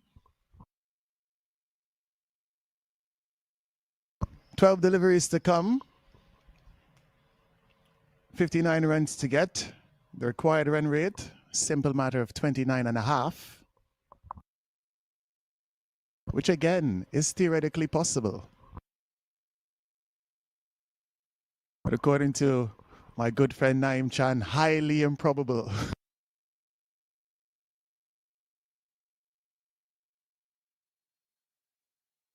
Really have been enjoying all of the proceeds in the minor league cricket tournament 2025 so far. I've seen a lot of good cricket. Of course, I really like what I see. I like the state of the grounds. I like the organization of the tournament. He's gone. He's gone. I've lost my energy. And so you might just hear me a little bit flat. I prefer to gaff about other things. Cricket USA, well, congratulations. This is a massive tournament of 26 teams, 20 cities involved. Magnanimous. Huge. And to see the execution of the tournament is going quite smoothly. I see the two teams, the next two teams, Kings 11 Dallas and St. Louis Americans, they're already in the outskirts of the ground, just preparing to go into action. And that wicket there essentially just delaying the inevitable a bit further.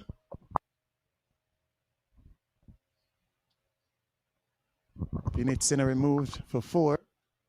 Sometimes you watch National Geographic and you see a limping tiger. That's what I'm looking at here.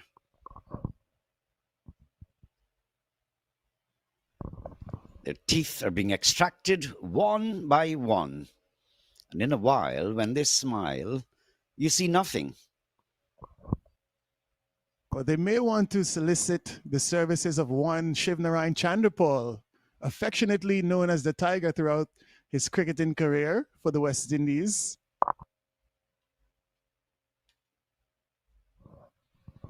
I wonder if you're saying that just to cheer me up here a little bit. Apparently, they have seen the disdain on my face, a little bit trauma. And so tell me something nice. I called my friend the other day, co-commentator, and I said, tell me something nice. He said, like what? Tell me I'm good looking. I have a nice personality. I'm rich. I know it's all wrong and it's the opposite, but for whatever it's worth, just go. Fill my ego.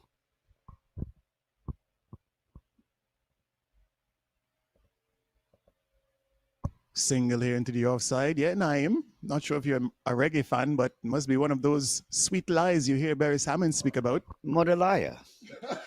He is a mother liar, that fella, because he lied and he filled my ego. Tell them what they want to hear. Just 9 more deliveries to come in this contest. It's still a pretty good effort. One getting up to 150 or just over that. It's quite an effort too.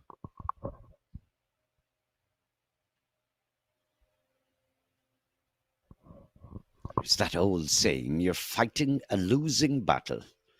So in the final analysis, they've gotten to 150, but in the final analysis, looking at the big picture, the batting side, they allowed the MetroPlex to get too many runs.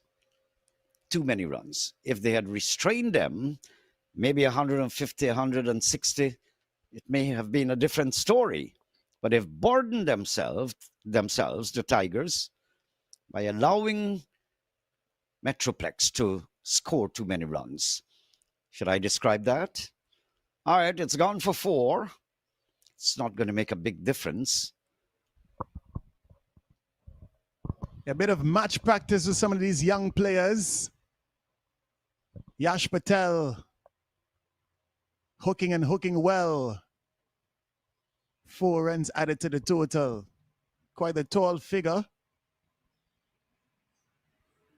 Perhaps a bit of weight training in the near future might be in his best interests. You would like to think that if bowling side, they're staring at victory, and look, if that in touch, it would have been another wide. They're supposed to be bowling, you're bowling with your tail up, but no, you're still bowling wides. Oh, it's too evident. And that's why it becomes a subject of discussion. And I really would like to see the next tournament, if we're still around, that there's a definite improvement, because it's too many. So it catches your eyes, it catches your attention, that one aspect of the game. Okay, Naim Chan, we're going to tickle your brains a little bit. We're going to do a bit of mathematics. I'm going to ask you to give me a scenario whereby achieving these 51 runs in the final over is a possibility. You got to be a madman to even start calculating that. I'm getting down in age and I'm a little scary with those questions. Senility, amnesia. How many sixes required off of how many no balls? You've got to get the Yuvraj, the Christopher Gale and Company Limited to get around that.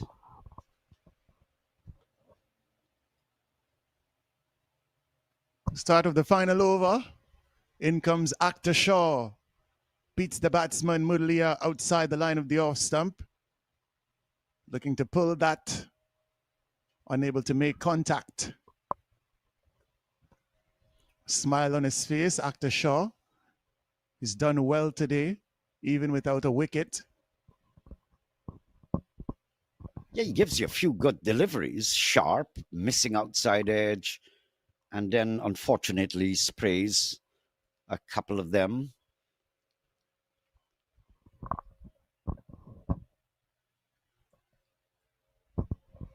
That should be a no ball. Yeah, it is. Oh, I get disappointed when you're not wide.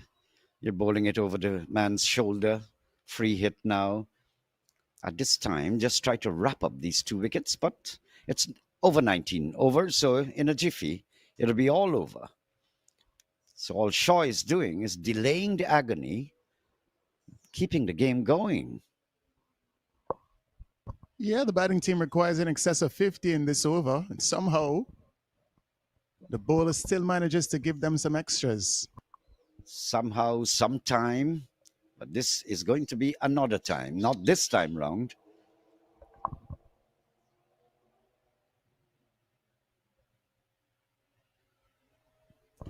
So one does just as this game closes off in another few minutes if they'll start the other one. I'd like to think they may just want to have a little sweep, a little roll, spinning of the toss. Might just go start a little late.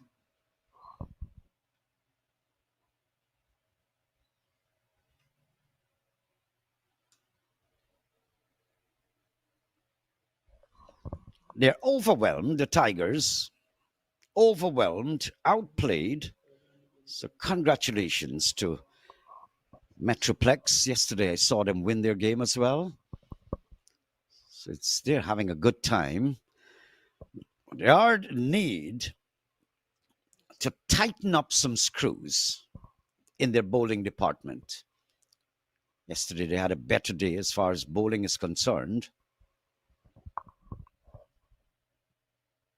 And for a large portion of this match, just about half of it, the Tigers were looking good in their pursuit as Yash Patel dispatches this one for 4, delivery wide on his off stump. The turning point in the game, Naeem, was the fall of the 3rd wicket. Sammy Sohail, he was going great guns. He made 54. But as at 92 for 3, the momentum definitely shifted in favor of the Metroplex Tracers.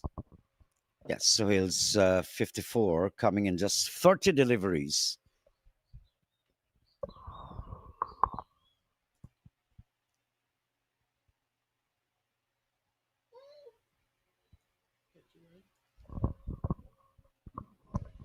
He's got to go. Good catch on the boundary. Yash Patel looking to get himself some runs here in the final over. Just holding out on the boundary. And a consolation wicket for Akhtar Shah. Well deserved.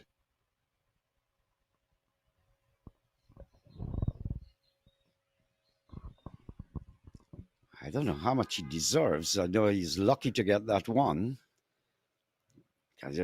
You check the amount of wides, I'm really unimpressed, and I'm sorry and disappointed because you want to see quality, and I didn't see much of that. But I think this guy is so talented. I just get the impression that in the ordinary times when they're not playing, apparently they're not working on those things. All pretty much full-time workers, maybe limitation in time to work on the game. It's when players are full-time cricketers and do it, they have a problem then.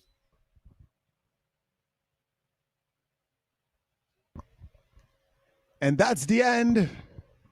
Dot ball from Akhtar Shah to conclude this innings. A 40-run victory in favor of the Metroplex Tracers. Batting first, they scored 204 for 3, and they would have now restricted the Chicago Tigers to a modest 164 for 9 off of their allotment of 20.